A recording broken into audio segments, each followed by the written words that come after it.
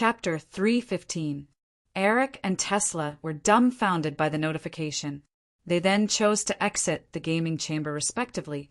Tesla had been using the Black Sea Corporation's gaming chamber provided directly by the military. Naturally, he did not know that the gaming chamber produced by the Jedi technology was not compatible with this game. He thought that there was a problem with the game. However, Eric suddenly remembered that Battle Online was not compatible with their gaming pods. He also remembered that due to the incompatibility problem, the current CEO of the Jedi technology company had come to him to complain about it, hoping to get his help. However, Eric did not take seriously at that time, and even sent the CEO away impatiently. This was because Eric did not care about such things and could not be bothered.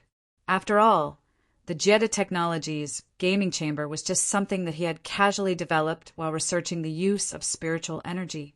However, Eric felt that Battle Online Corporation's actions were a slap in the face. After all, he was the one who developed the gaming chamber. After a moment of silence, Eric asked the staff to entertain Tesla. Then he quickly rushed to his studio on the 48th floor underground. After entering the studio, Eric changed into a set of work clothes. After all, he was still very serious about scientific research. He would definitely change into work clothes every time he worked. After everything was ready, he came to the main control panel and entered a series of codes. The base's mainframe was activated. Then he opened the search software and typed in the words Battle Online. Then he clicked on the first official website link and downloaded Battle Online into the mainframe. What Eric had to do next was to crack the game. Relying on the mainframe's analysis, the data package of Battle Online was continuously peeled off. As time passed, half an hour had passed. The 800 megabyte data package was still being peeled off layer by layer as if there was no end to it. Eric was dumbfounded. Logically speaking, an 800 megabyte data package could be cracked in a few seconds. After all, the mainframe's computing power was extremely powerful. However, the data package had not been cracked even after such a long time. Eric realized that something was wrong. Just as he was about to use another method to crack it, the notification of a successful crack suddenly popped up on the screen. Seeing that he had succeeded, Eric's face instantly revealed a smile. He reached out and clicked on the cracked internal file. However, at this moment, an image popped up on the main control panel screen. Then, a piece of music sounded and 7 Calabash brothers appeared on the screen.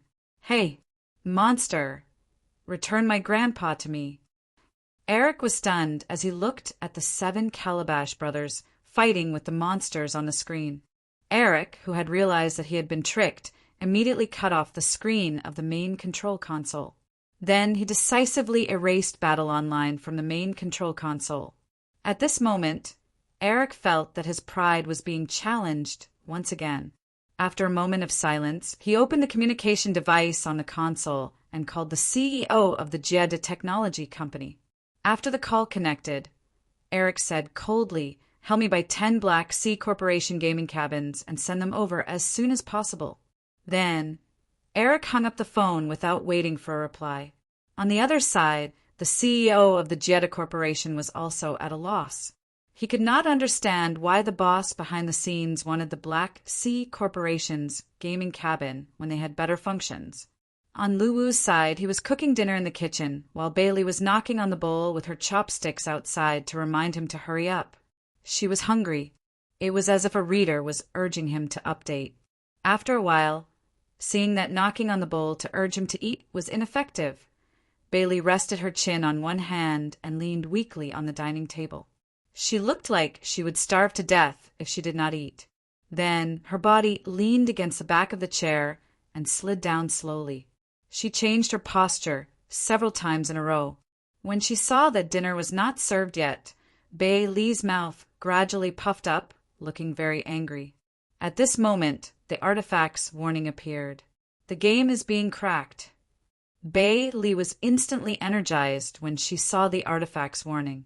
However, she did not panic at all. After all, the current level of technology was unable to crack the game installation package that was bound to the artifact. Bailey could not help but chuckle when she thought about how Lu Wu put in the animation of the Teletubbies when the U.S. military cracked the game installation package. After some thought, she went to Lu Wu's computer and downloaded a video of the Calabash brothers.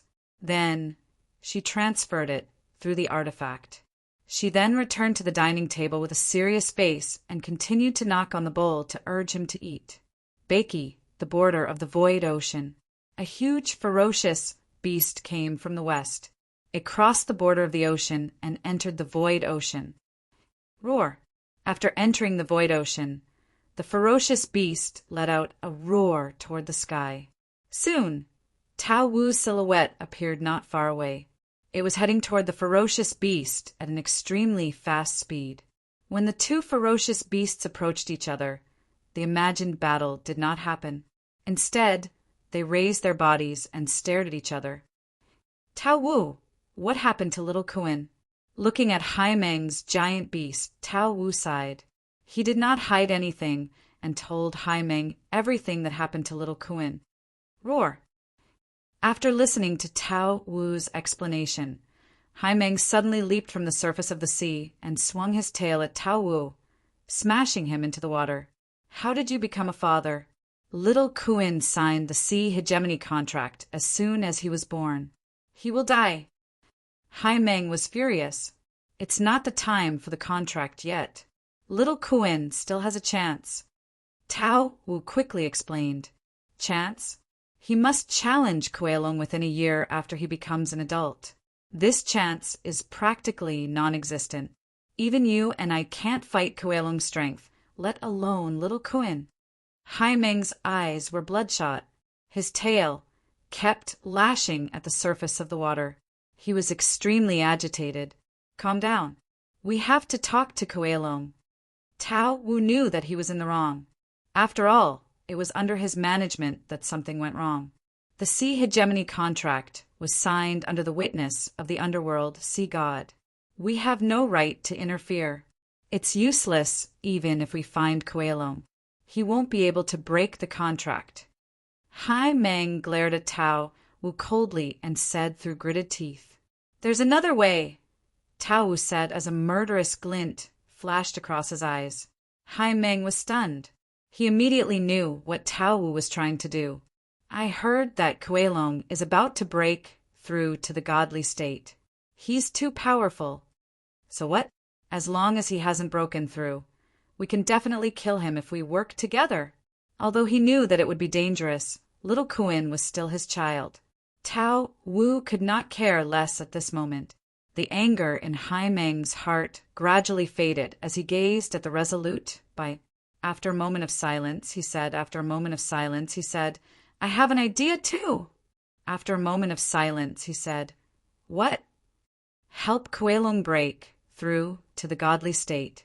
As long as he becomes a godly state, his position as the overlord of the sea will naturally cease to exist. The sea hegemony contract will also be broken.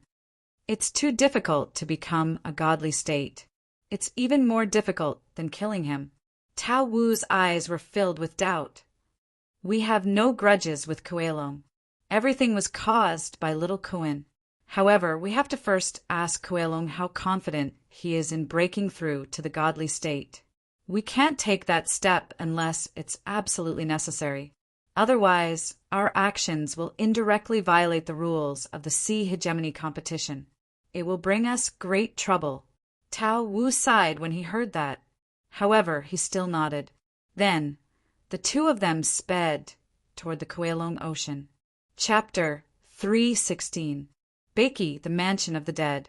Recently, the peaceful life of the Bakey players was broken.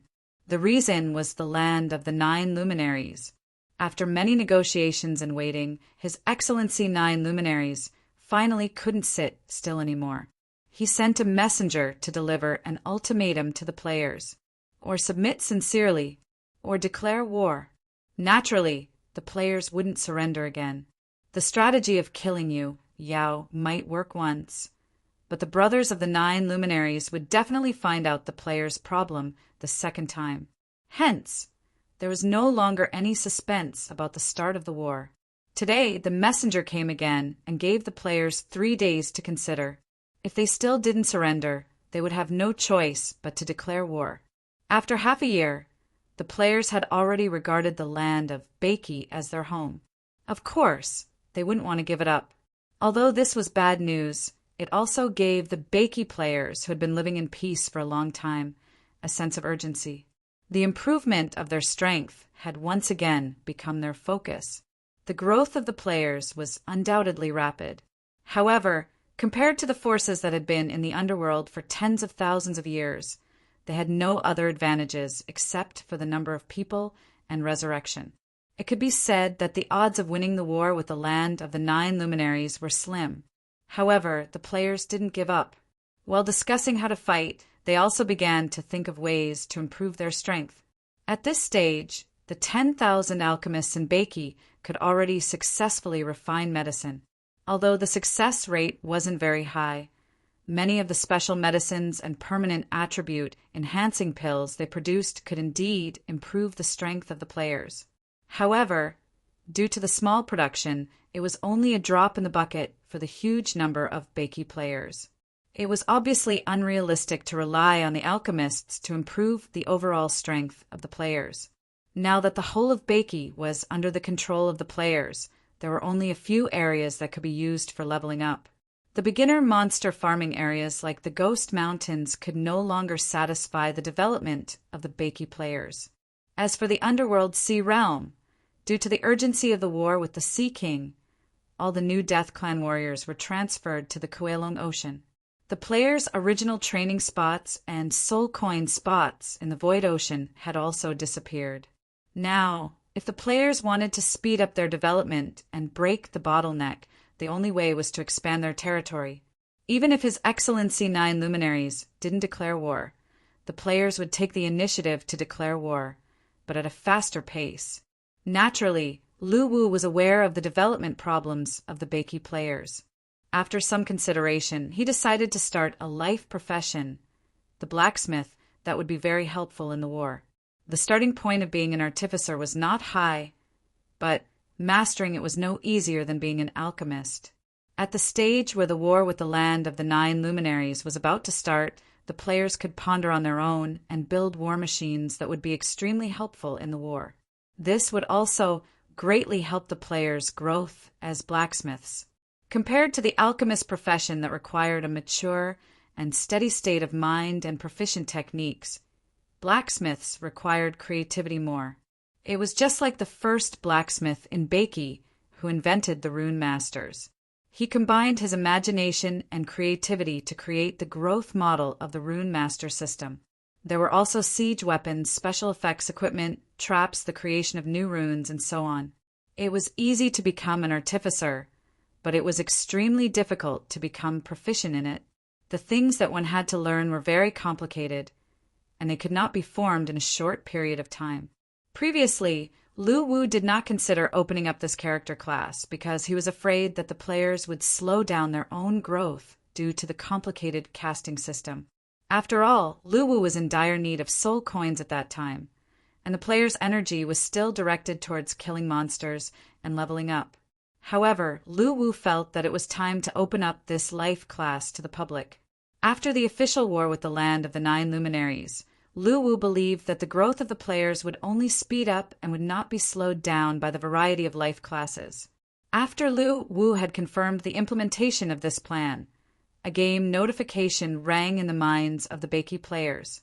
Server announcement: the life class blacksmith is officially open. All players can learn more about it in the new function, life classes, and accept a class change mission. There is no limit to the number of blacksmiths this time. The top 10,000 players with outstanding performance will receive a 1-month training course in blacksmithing organized by Tonghua. The appearance of a new life class was always a pleasant surprise. After the last intense competition for the alchemist profession, the players had been looking forward to the second opening of the life class. Although the alchemist profession had not been opened up this time, the players were still excited about the unlimited number of new life classes. Many players immediately opened up the system interface and chose the new function, life classes. Suddenly, a long list of life classes appeared. Life classes. Alchemist closed a talented life class that uses proficient techniques to mix the medicinal properties of various spiritual materials and condense them into medicines or elixirs, increasing the effects by several times. Blacksmith opened a creative life class that uses imagination as a hammer to forge all kinds of auxiliary equipment. Decomposing Master closed an observational life class that can turn waste into treasure by stripping different elements from equipment and elixirs. Demonic Chef closed a skillful life class that is good at using various ingredients, meat, plants, spiritual materials, etc., to cook dishes that can provide buffs. Winemaker Enchanter.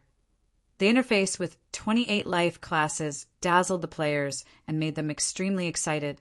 However, other than the blacksmith, the other life classes could not be clicked on, which made the players feel regretful. However, the existence of these life classes also gave the players a great sense of anticipation.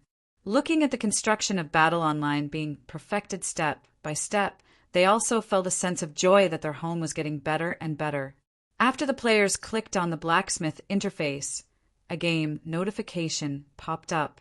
Do you want to activate the blacksmith class change mission? This mission will be ranked by points. The top 10,000 players in the server will receive a 1-month training course from the blacksmith mentor, Tongua. The first round of the blacksmith class change mission. Forge iron, 72 hours. Mission description. After activating this mission, the player will receive the entry-level forging weapon, 100 forging hammer, casting furnace, and the blacksmith's beginner's handbook. The player can follow the method recorded in the handbook to forge spiritual ores into spiritual iron. The higher the grade of the spiritual ore, the harder it is to forge it into iron. The higher the grade of the spiritual ore, the higher the quality of the forged iron. Mission evaluation method. The first round of the mission will be completed after the player has forged 5 pieces of spiritual iron. The evaluation will be based on the quality of the spiritual iron.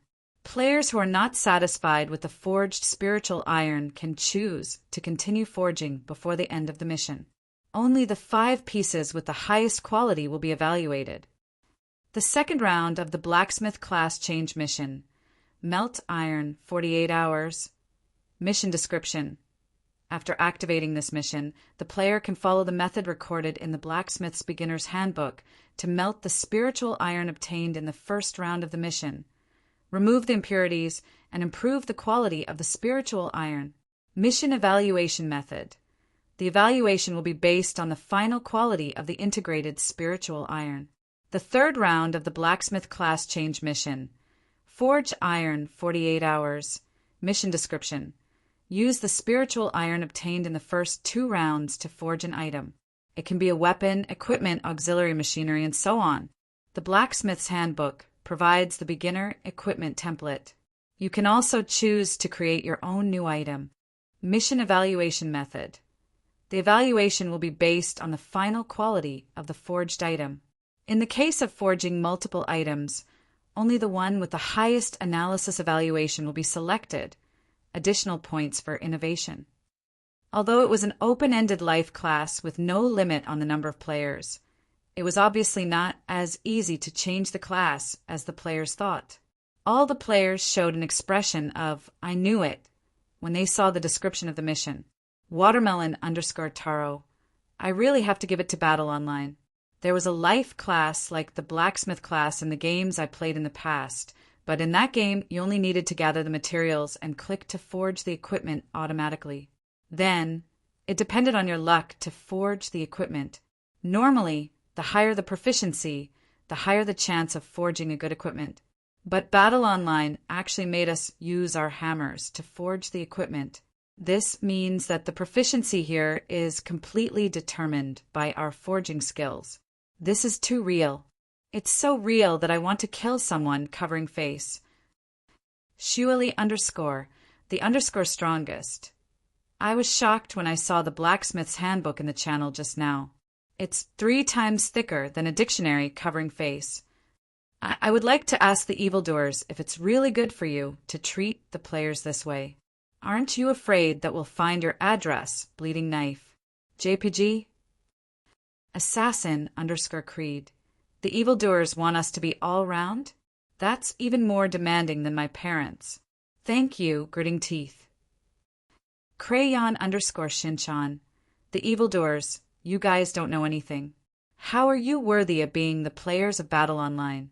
Go study hard, laughing emoji. Pay-to-win_player. _blacksmith_shop. Young man, are you applying for a job? Player, arrogant face. This is my blacksmith level certificate in Battle Online. Name your price.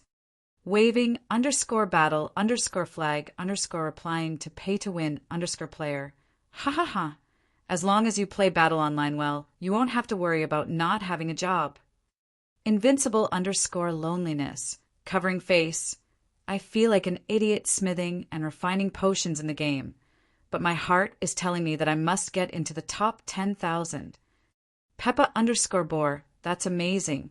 The evildoers are really playing a big game of chess. They're forcefully raising the overall quality of the players. No one else can do this.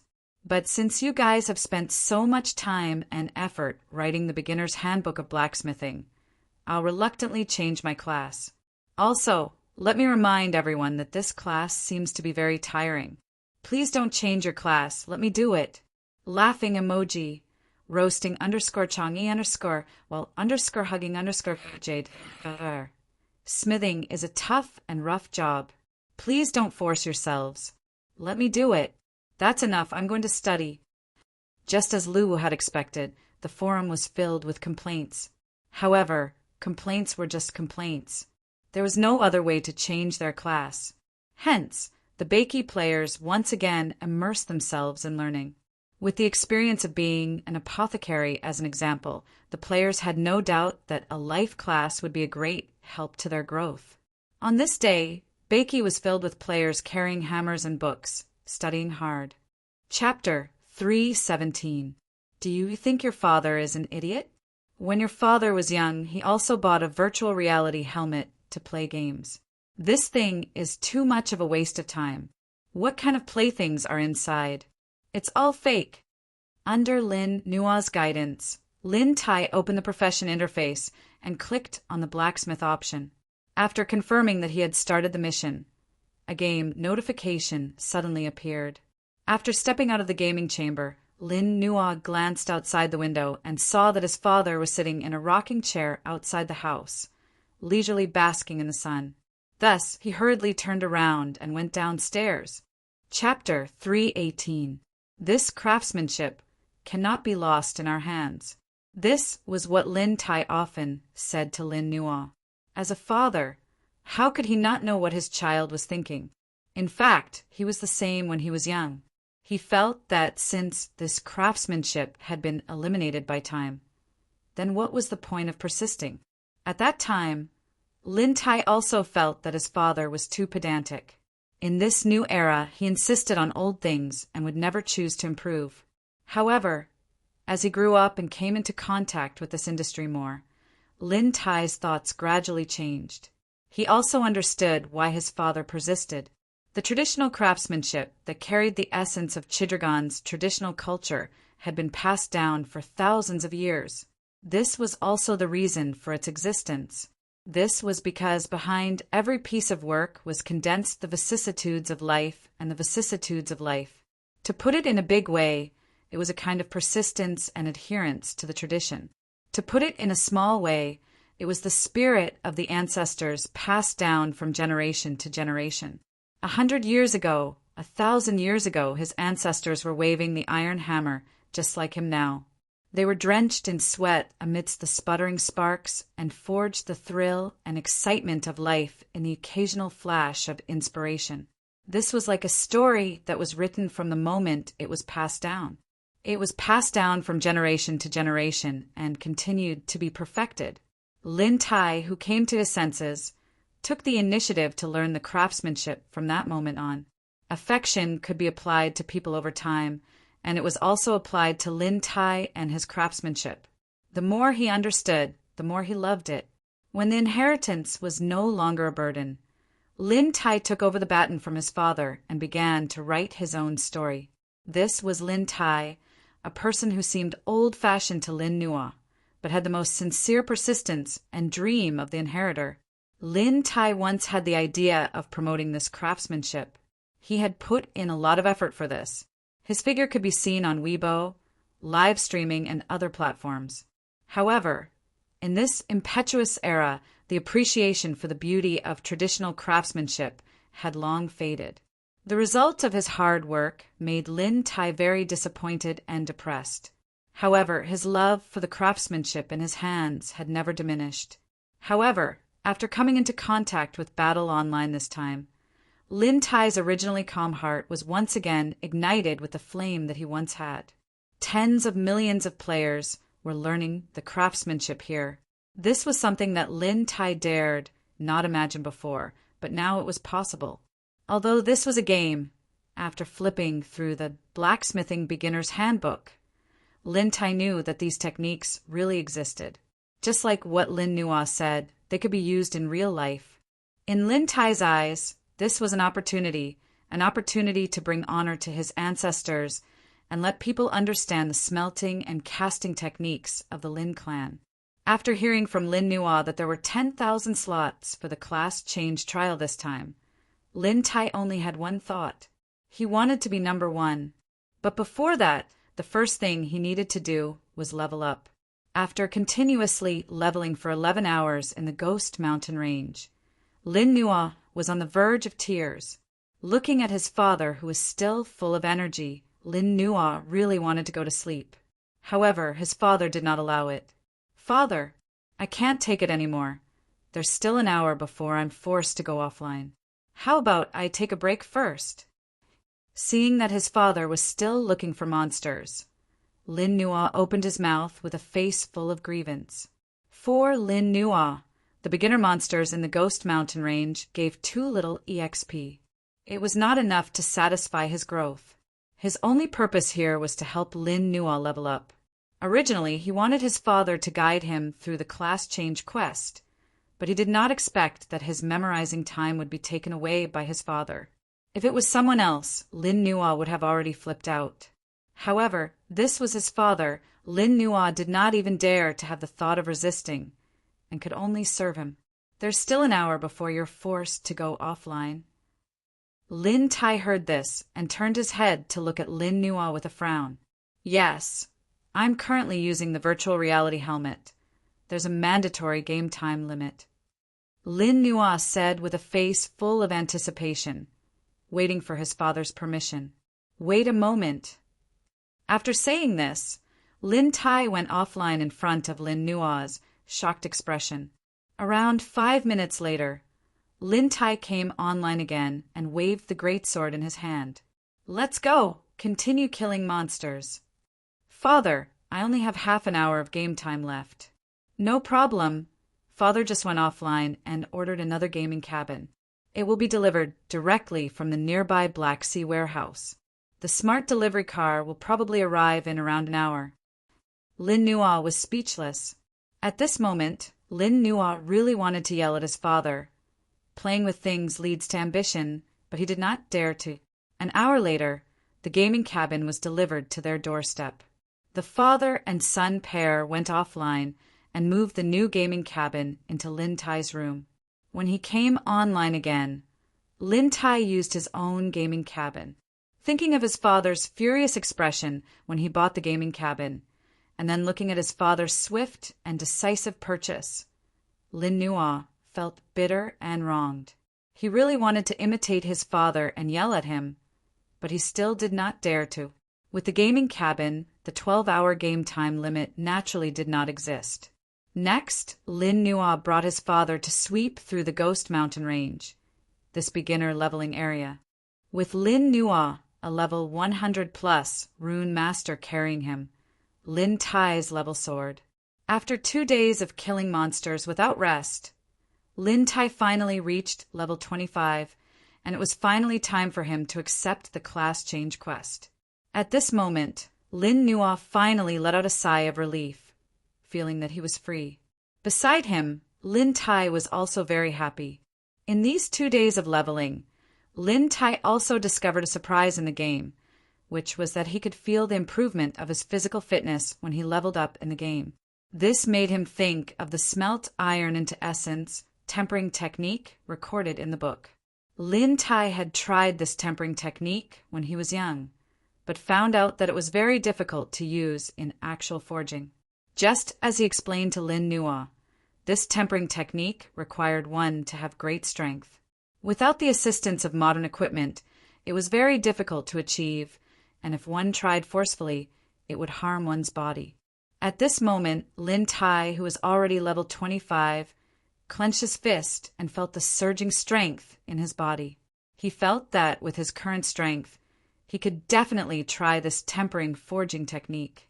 After that, Lin Tai and his father returned to the mansion of the dead, preparing to try forging. Confirm to activate the class change quest for the life profession Forging Master? Yes. After confirming to activate the class change quest, the Forging Book, Forging Hammer, and Smelting Furnace, these 3 beginner items were sent to Lin Tai's backpack. Looking at the quest description, Lin Tai extended his hand towards Lin Nua. "Dad, what are you doing?" Lin Nua asked, puzzled. "Spirit ore." Hearing this, Lin Nua felt a toothache. At this moment, a game notification appeared in his mind. Frowny face game notification. Your first round of the Forging Master class change quest has not reached 5 pieces of forged iron due to time exhaustion. Failed. F***CK. In these 3 days, he had been accompanying his father to level up and had even forgotten to do the quest. At this moment, Lin Nua's heart ached. Fortunately, this quest could be repeated after a day's cooldown. Otherwise, Lin Nua felt that he would really go crazy. Looking at his father, Lin Nua sighed in his heart. He took out all the spirit ore from his backpack and gave it to his father. "Dad, I'll give it all to you. If it's not enough, I'll go buy more." Lin Tai nodded, and with an excited expression, he summoned the smelting furnace and began forging for the first time in the game. Looking at his father's busy figure, other than helplessness, Lin Nua felt even more joy in his heart, because he had already forgotten how long it had been since he saw his father so focused on something. At this moment, Lin Tai seemed to have shed away his old age. His whole body was emitting vitality, and Lin Nua couldn't help but be stunned. Ding, ding, ding. The sound of hammering was very pleasant to listen to, and also very warm. At this moment, Lin Nua's mind couldn't help but recall the tall and sturdy figure in his memory, who was bare-chested and sweating by the furnace. Lin Nua, this old man who was already 30 years old, couldn't help but tear up as he watched from the side. He was very familiar with this kind of attitude. At this moment, Lin Tai was like a dusty, treasured sword that had its dust wiped away and once again displayed its sharp edge. Although many years had passed, it was still as dazzling as before. Lin Tai was very familiar with the smelting technique. He rhythmically hammered the spirit ore, and the sparks that burst forth burned his skin red. However, Lin Tai didn't feel the slightest discomfort, and his eyes were only filled with excitement and nostalgia. After half an hour of hammering non-stop, the impurities were gradually removed, and the shape of the spirit ore continuously shrunk. Ding! After another hammering, a game notification suddenly appeared. Game notification. Congratulations on forging 100 skills iron.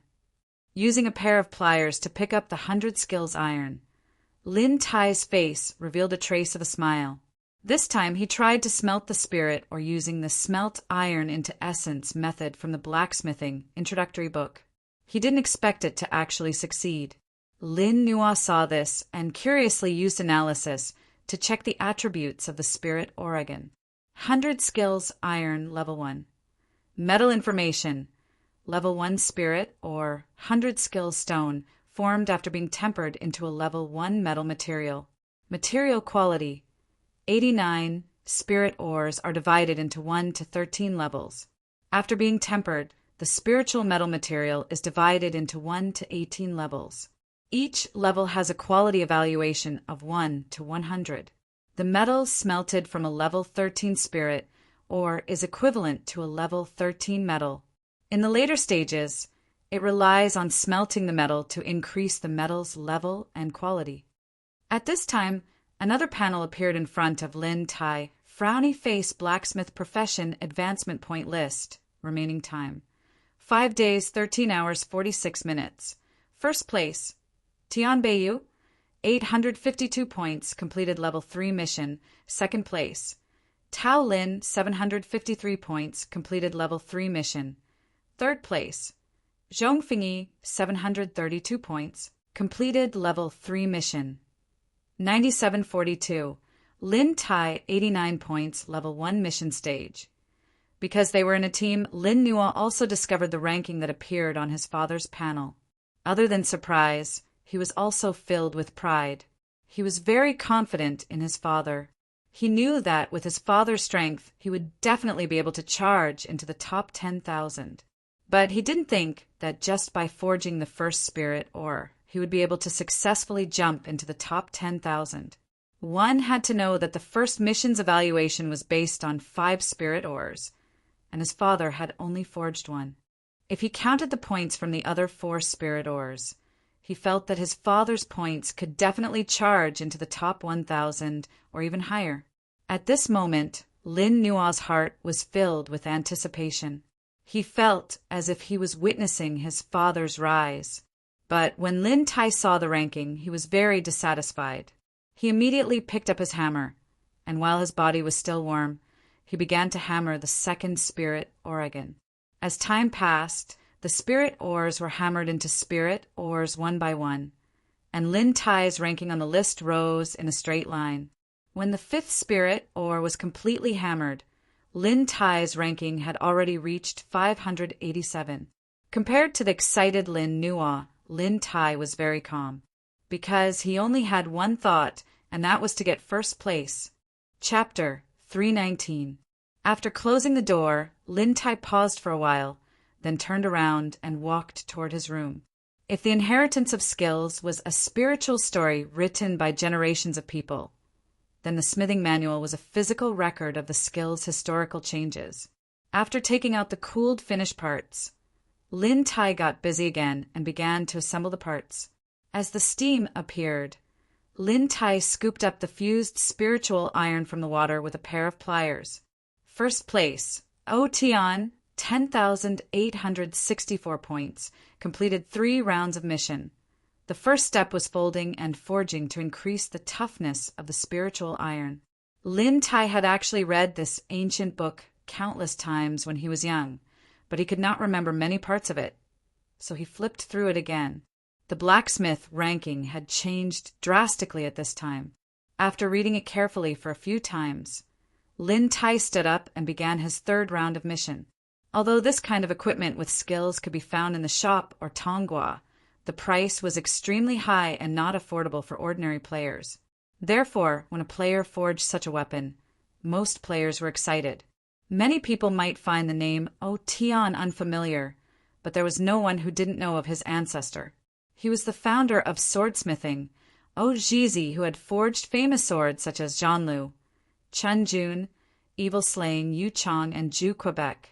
At this moment, the forum and the regional chat channel were filled with players' discussions. Apart from celebrating the appearance of another professional player, they were also guessing who O Tian was and why they had never heard of him before. As time passed, Lin Tai was fully focused on forging, condensing all his passion into strength and smashing into the metal that was gradually forming along with the hammer. After the blacksmith class advancement event was launched, players enthusiastically participated in it, and the event could be said to be very successful. Although none of his descendants had the same strength and reputation as Ojizi, he had inherited a good swordsmithing skill.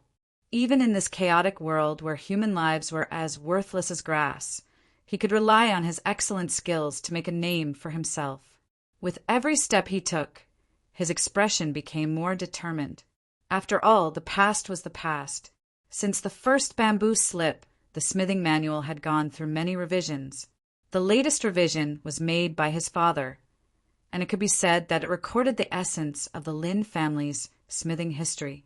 Then he quickly opened the blacksmith ranking panel and began to search for his father's current ranking. Second place, Hulong, 2,542 points, completed 3 rounds of mission. The subsequent forging was a physical task, but it was also a technical one. Azure Frost Iron, Grade 2. 3 hours before the end of the trial, Lin Tai's side was already filled with more than 20 parts for the weapon he wanted to forge, and Lin Tai was still forging with all his might. Second place, O Tian, 955 points, second round of the mission. Blacksmith Profession Advancement Point Ranking, remaining time. 2 hours and 54 minutes. Time was of the essence. After hesitating for a while, Lin Tai suddenly thought of something and immediately chose to go offline. He then hurriedly ran downstairs to the storeroom. Oh, Tian wasn't surprised at all that he won first place. Fourth place, Lin Tai, 943 points, second round of the mission. About half an hour later, Lin Tai's face lit up as he pulled out a book with a blue cover from the pile of books. Under the calcination of the furnace and the hammering of the 100 refinement hammer, the spiritual iron gradually softened and met the requirements for fusion. After this piece of spiritual iron was forged, Lin Tai didn't have time to continue forging, or else he might not be able to complete the third round due to the lack of time. Therefore, O Tian, who was also in the second round but had more points than him, attracted Lin Tai's attention. Therefore, from O Tian's point of view, he should have been first in this blacksmith trial because it had been like this since ancient times. He had the skills and the qualifications. After returning to his room, Lin Tai first took out his phone and took a photo of the entire book and uploaded it to his official account. Then he logged into the game and opened the photo album to flip through. "Oh, Tian," Lin Tai muttered. After a while, Lin Tai's gaze focused on a piece of equipment that matched the picture, and his face instantly revealed an expression of joy. Lin Nua, who was at the side, was watching attentively and learning his father's forging skills. After looking at the ranking, Lin Tai once again focused on the forging at hand. First place, Yi Xiaoqiu, 1052 points, completed third round of the mission. There wasn't much time left, so he had to do his best. Lin Nua, who was at the side, finally let out a sigh of relief. Looking at the less than 50 minutes left, he was somewhat glad that he made it. Because today was the last day of the blacksmith trial, the competition for the top 10,000 would also be decided today, so the competition was exceptionally intense. The ding-ding sound of iron hammers striking the spirit ores could be heard everywhere inside and outside the mansion of the underworld. Therefore, if he only forged according to the template, Lin Tai felt that he might not be able to win. Looking at the title, Lin Family's Forging Score Volume 2, this was what he was looking for. Third place, Wu Muyu, 953 points, completed third round of the mission. It was obvious that this player named O Tian had extremely exquisite forging skills. Lin Tai felt that he had already performed very well in the first 2 rounds of the mission, but he didn't expect that he would still fall behind in points. Weapon Special Effect, Moon Slash, inherent skill of the weapon, Moon Essence, inherent skill of the weapon. There were actually many options for forging. Lin Tai, who was completely immersed in forging, forgot about the passage of time. Lin Nua, who was at the side, was anxious but didn't dare to disturb him. He only looked at the remaining time from time to time while observing his father forging. The fourth part, gold plating, moreover, in O Tian's opinion, the Sky Moon Blade, which was created with the spiritual ores and forging tools in the game, was a peak-level weapon that he had never had before. He didn't believe that anyone could do it better than him. Although there were many forging templates that could be used as a reference, whether or not one could forge it was a completely different matter. Spiritual iron quality, 93, especially after seeing the attributes of this weapon. The players let out all sorts of howls, clearly shocked. Second grade. Dad, you forged a second-grade spiritual iron, and a high-quality one at that. Lin Nua seemed very excited at the side. Equipment attributes. The third part, Ice Quench. Many players accumulated spiritual ores exploded at the last moment. Following the appearance of the forged products, the rankings kept changing, and the competition was especially intense. As the third round of the mission began, Lin Tai took out an introductory forging book and flipped through it. After a while, he fell into deep thought. Weapon durability. 2,000 out of 2,000 looking at his own ranking. Lin Tai once again focused his attention on the 2 pieces of spiritual iron in his hands. He immediately swung down the 100 refinement hammer. Following the sound of metal colliding, sparks flew everywhere. Server announcement. Congratulations to player Lin Tai for forging a purple quality special item in an innovative way. Name, time flow, weapons, equipment, large machines, small tools, items, and so on. These were all options. However, after seeing the points of the player named O Tian on the ranking board, Lin Tai already felt a sense of crisis. Beiki, Mansion of the Dead. As the storeroom had not been opened for a long time, a gust of dust rushed toward Lin Tai the moment the door was pushed open. Lin Tai could not care less about this. He strode in and started rummaging. The iron hammer danced in the air once again. Sweat flowed down his forehead and down his back, occasionally dripping on the red-hot iron, making a sizzling sound. Blacksmith. Lin Tai Blacksmith. O Tian Blacksmith Profession Advancement Ranking Board. Remaining time, 23 hours and 46 minutes. Weakness of the item. The quality of the spiritual ore is too low, causing the durability and strength of the time flow to be too low.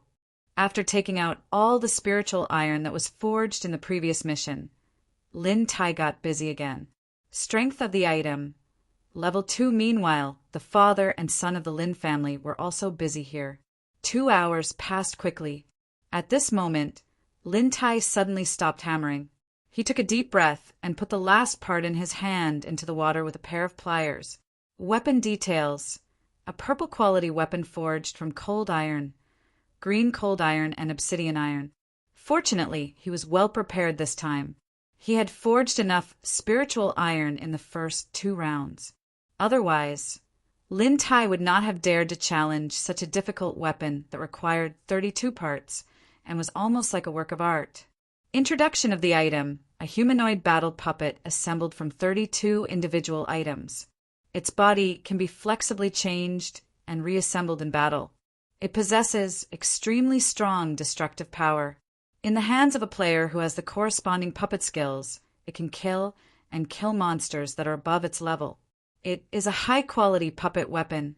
Lin Tai then walked out of the storeroom with a forging manual. Just as he was about to close the door, his gaze suddenly stopped on the weapons and armors that had accumulated dust for a long time. His expression immediately became complicated. Heavenly Moon Blade, level 50 purple weapon. Because he was qualified. In the last round of forging, O Tian arrogantly chose to forge creatively instead of using the template provided in the forging manual.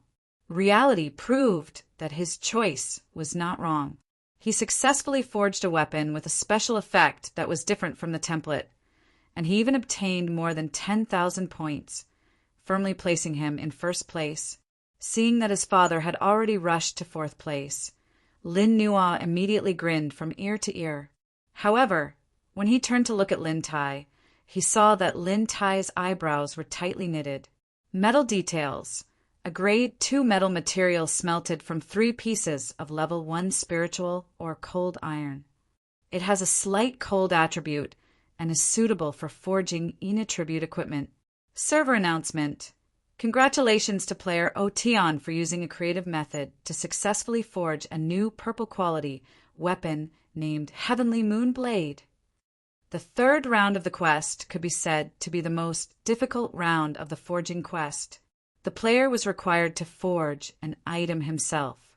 Just as O Tian was still immersed in the weapon he had forged, a game notification suddenly appeared.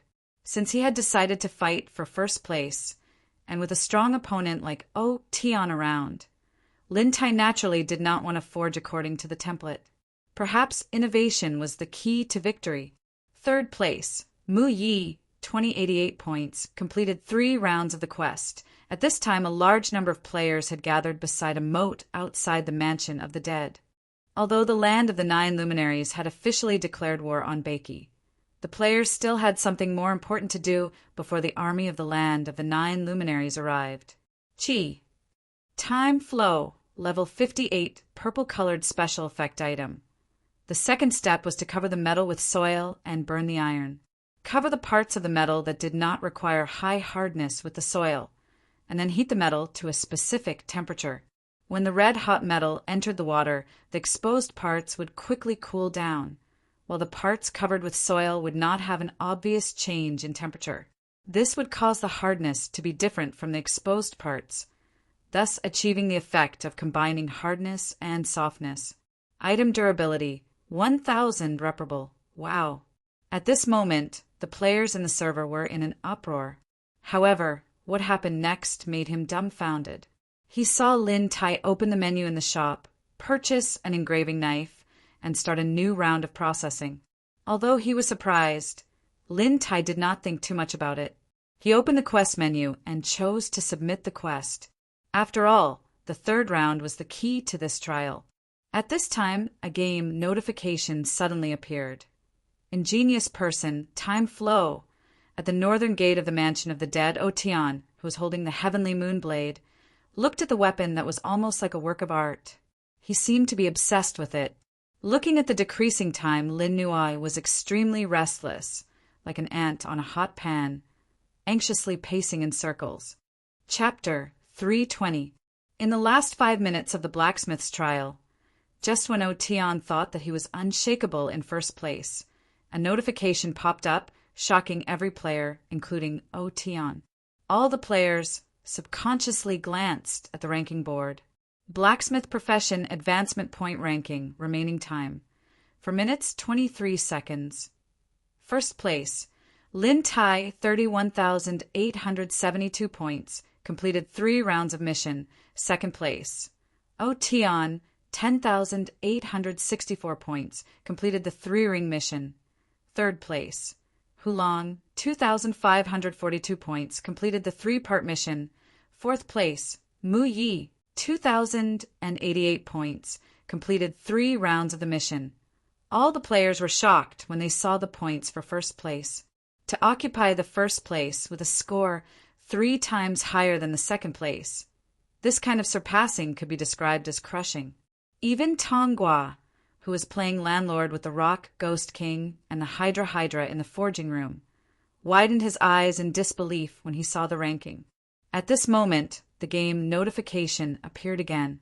Server announcement: the blacksmith trial has officially ended. The first player, Lin Tai, will receive a purple forging hammer, glazed hammer, and a purple crafting furnace, flying star cauldron, as a gift from the system. After the announcement, all the players saw the flow of time model that Lin Tai had created. Watermelon_Taro. It's so exquisite, I want. And, almighty, can you make one for me? Roasting Chong, hugging the jade rabbit. One look and you can tell that he's a god of folk craftsmanship. This weapon looks more like a work of art.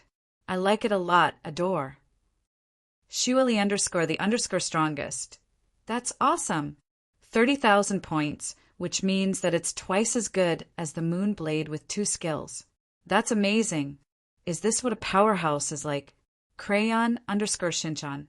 Although I admire this big boss named Lin Tai for being able to create such an exquisite weapon, allow me to ask, apart from being a wife, is there any other use for this time flow? How do I use it? I'm not a robot. I can't fight on my own. A large wolf dog replied to Crayon Shinchan. You're so nosy. This is art. Do you understand art? Art is meant to be appreciated. Cha Na's view. Lin family hammer wielding successor. Dad, you're awesome. I knew you'd be number 1. Happy emoji. The moment the final result appeared, Lin Tai's time flow instantly became the focus of discussion among the players. Its popularity completely surpassed that of Otian's heavenly moon blade. Even Otian himself was stunned. He looked at the delicate female puppet with a complicated expression, but he had to admit that he had indeed lost, and lost completely. Lin Tai, I will surpass you. At this moment, Tion's heart was filled with unwillingness. However, his fighting spirit was also stimulated. Although this was just a game, Tion swore in his heart that he would become the strongest blacksmith because he was Yezi's descendant. At this moment, Tion had already declared war against Lin Tai in his heart. At this time, a white-haired old man was sitting on a cliff on the Liuli coast. He was holding a fishing rod and seemed to be fishing, but his eyes were staring blankly at the other end of the sea, as if he had something on his mind. A gust of sea breeze blew over, and his figure could not help but sway along with it. He was like a candle in the wind, and there was only a rotten aura on his body. There was not the slightest vitality of a living person, and he sat there like a statue. At this moment, a notification of the trial ranking appeared. The old man reached out his hand to close the notification out of habit, but when he saw the appearance of the human-shaped puppet, he was suddenly stunned. At this moment, a glimmer of light appeared in his turbid eyes, and his lips trembled slightly as they opened and closed twice. Time. Flow. Time. Flow.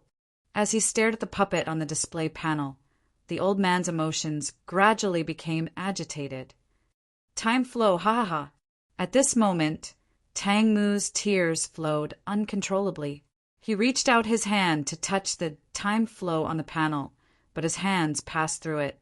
At this moment, his memory also returned to that day 57 years ago. It was November of that year, and it was snowing heavily.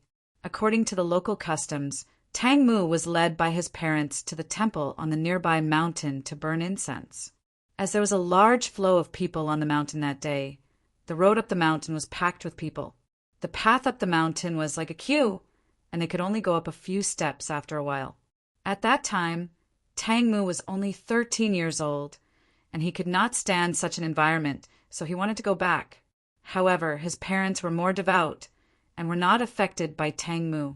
They only comforted him, but did not leave. By the time Tang Mu followed his parents to the top of the mountain, it was already evening.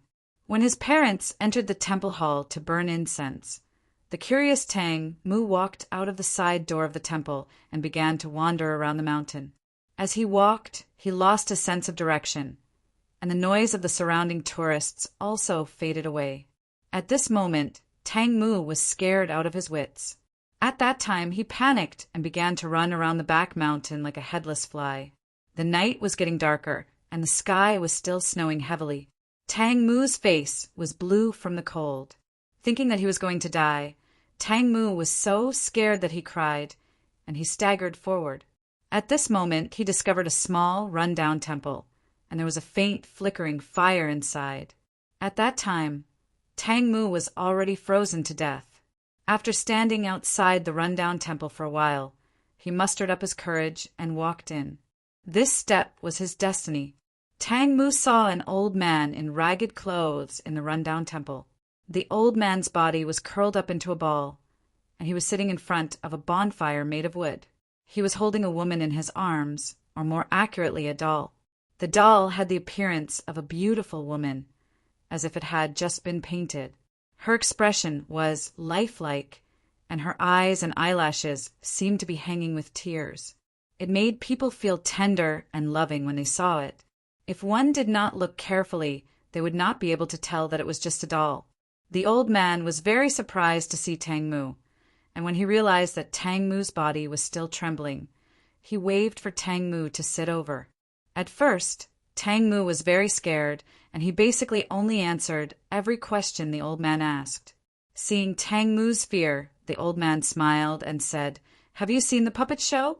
Tang Mu shook his head blankly. When the old man heard that, he picked up the doll and stood up. Then he carried the puppet and performed in front of the bonfire.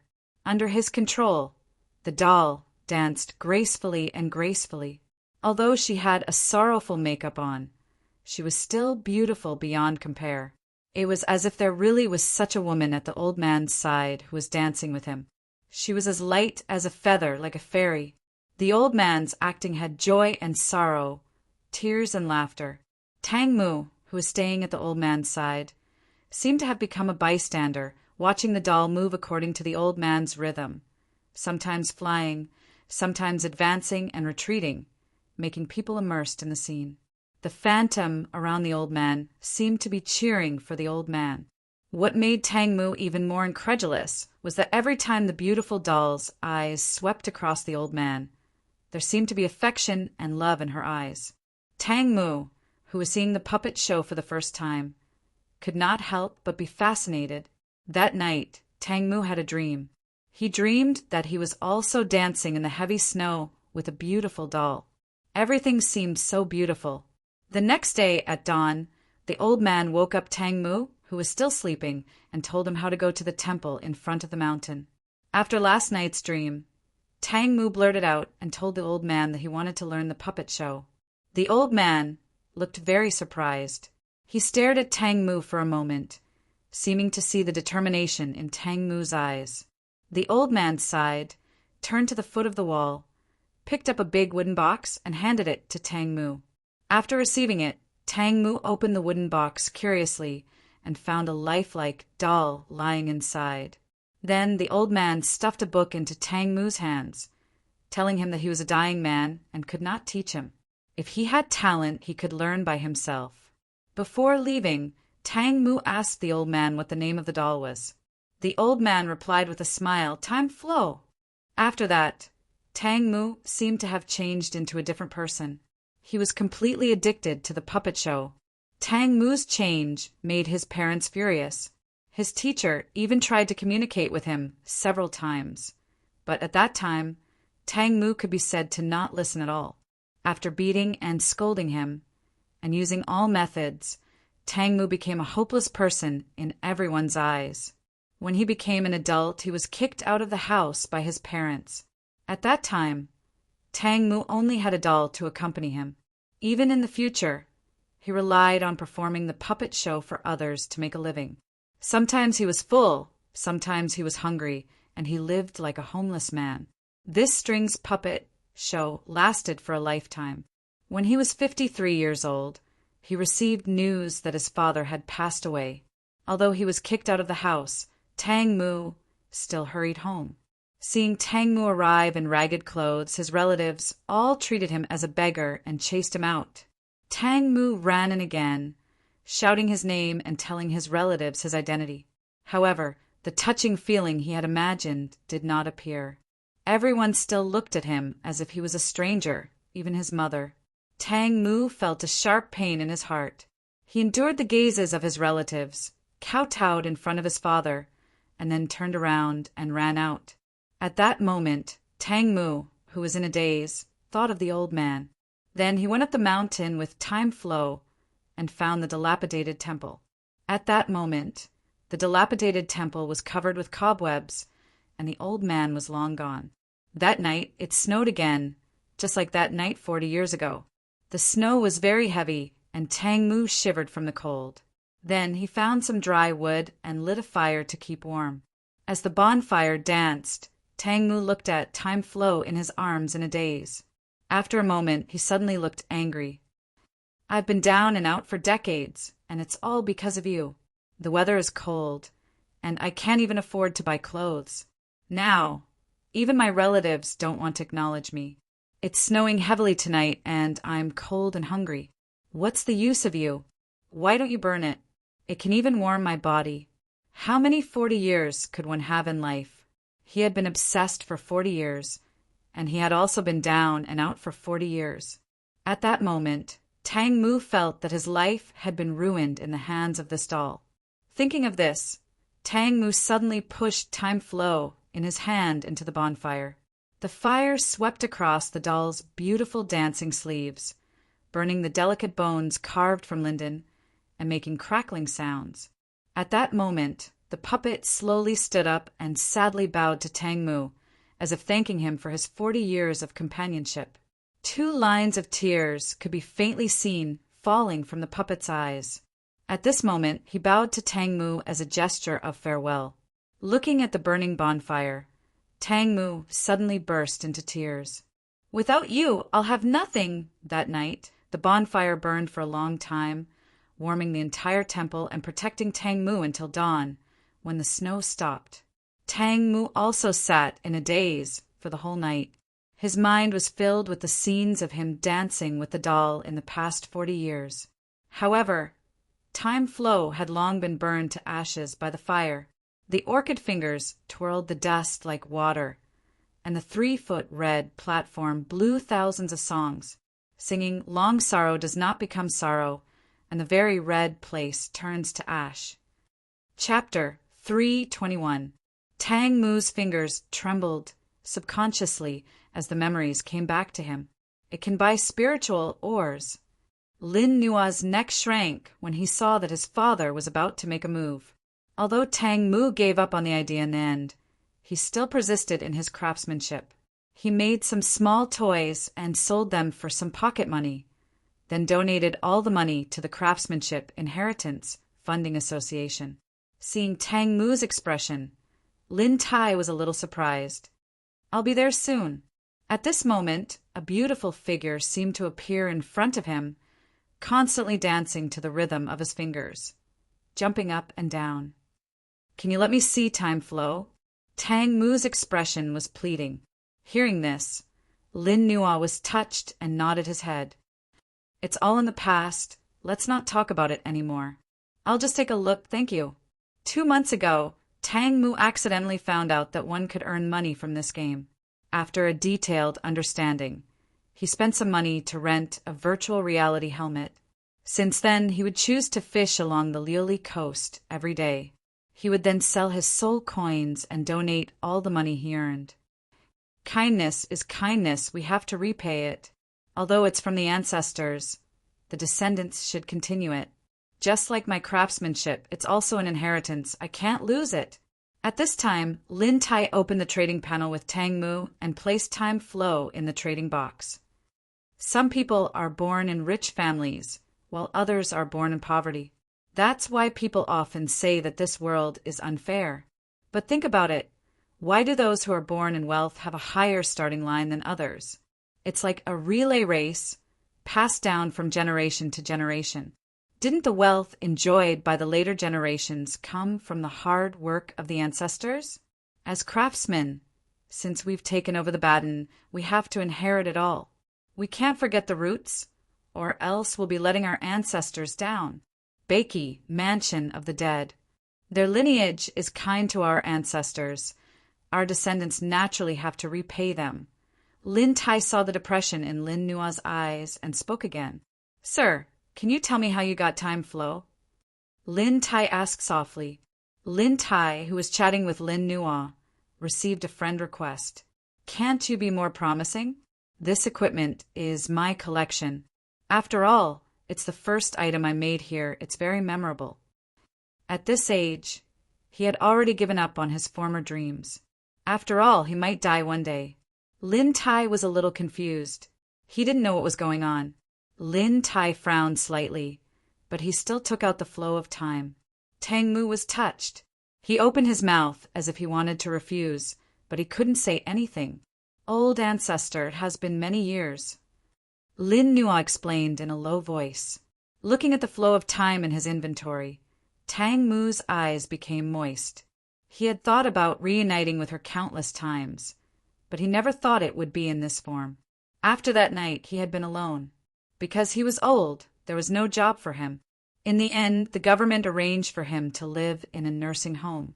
Tang Mu nodded, but his gaze was still fixed on time. The Lin clan is indebted to the lineage of ingenuity. If future generations encounter them, we will do our best to repay their kindness. Looking at his son, Lin Tai could not help but sigh. Seeing this, Lin Tai immediately stepped forward to stop Tang Mu. Why is that?" "Sir, what's wrong with you?" However, at this moment he saw the flow of time that he had been thinking about day and night. Every time he thought about it in his dreams, Tang Mu was undoubtedly excited. After the dance of strings ended, Tang Mu turned to look at the mansion of the dead. Then he swung his fishing rod and ran away. "Money, money, money. All you know is money. What's the use of money?" Lin Tai could not help but stare at him. Tears rolled down his cheeks again. "I'm not sure. He said he would be here soon." Lin Tai shook his head.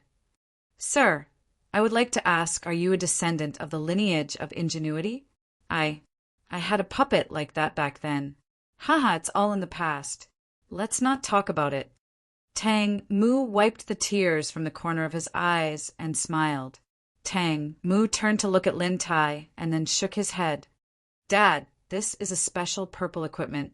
It can be sold for a lot of money. Hello, may I know who is Lin Tai? Tang Mu asked immediately. Hearing this, Tang Mu was stunned. It's me. Sir, what's the matter? Lin Tai was a little stunned. He did not expect that the person looking for him would be a white-haired old man. Hearing this, Lin Tai already knew that Tang Mu was a descendant of the lineage of ingenuity. He quickly opened the photo album and started searching. Then he showed Tang Mu the picture with ingenuity, flow of time. Hearing this, Lin Tai stared. He had also thought about the flow of time countless days and nights, regretting his impulsiveness back then. However, there was no turning back. That burning was loneliness. Seeing this, Lin Nua said gloomily, I'm beside the fountain in the center of the mansion of the dead. Is there anything I can help you with? How could Tang Mu not be familiar with the word ingenuity? That was because the book that the old man in the dilapidated temple gave him was Ingenuity and Ingenuity. Since then, Tang Mu had tried countless times to build a new flow of time. However, he could not do it with his ability. After thanking Lin Tai, Tang Mu left. However, Lin Tai's eyes were filled with relief. Take it. You need her more than I do, Lin Tai said firmly. In the end, Tang Mu accepted the trade. Lin Tai immediately smiled. Back then, the ancestors of the Lin family were in great trouble. It was thanks to the help of the lineage of ingenuity that we were able to survive. Therefore, the lineage of ingenuity is the benefactor of the Lin family. This is what our ancestors taught us. Moreover, the flow of time was originally a gift from the lineage of ingenuity. The Lin family only made a slight improvement. Therefore, no matter what, you deserve the flow of time. It seemed that doing this could give him some comfort, because Tang Mu felt that there might be a person who was as down and out as he was in need of help somewhere. After taking another deep look at the flow of time, Tang Mu's eyes were still filled with reluctance. However, he did not have the money to buy the expensive purple equipment. Resisting the urge to beg Lin Tai to give him the flow of time, he turned around and prepared to leave. I guess it's a player who wants to buy the flow of time in your hands. Hee, father, how much are you going to sell it for? Lin Nua's imagination immediately ran wild. After waiting for more than 10 years, how he wished to see the flow of time again. As the two of them were chatting, a figure rushed over from afar. Then it stopped in front of Lin Tai and his son and started panting. Father, who is it? Lin Nua asked. Looking at the flow of time on the display panel, Tang Mu, who was already past his prime, was momentarily stunned. Lin Tai subconsciously clicked confirm. Immediately, a dialogue box popped up. Tang Mu's footsteps suddenly stopped. You know about ingenuity? Sir, I think I know what you want. Since this is what our ancestors taught us, I'll give you the flow of time. Although this amount of money was insignificant, it could at least comfort his heart. Hello, may I ask where you are now?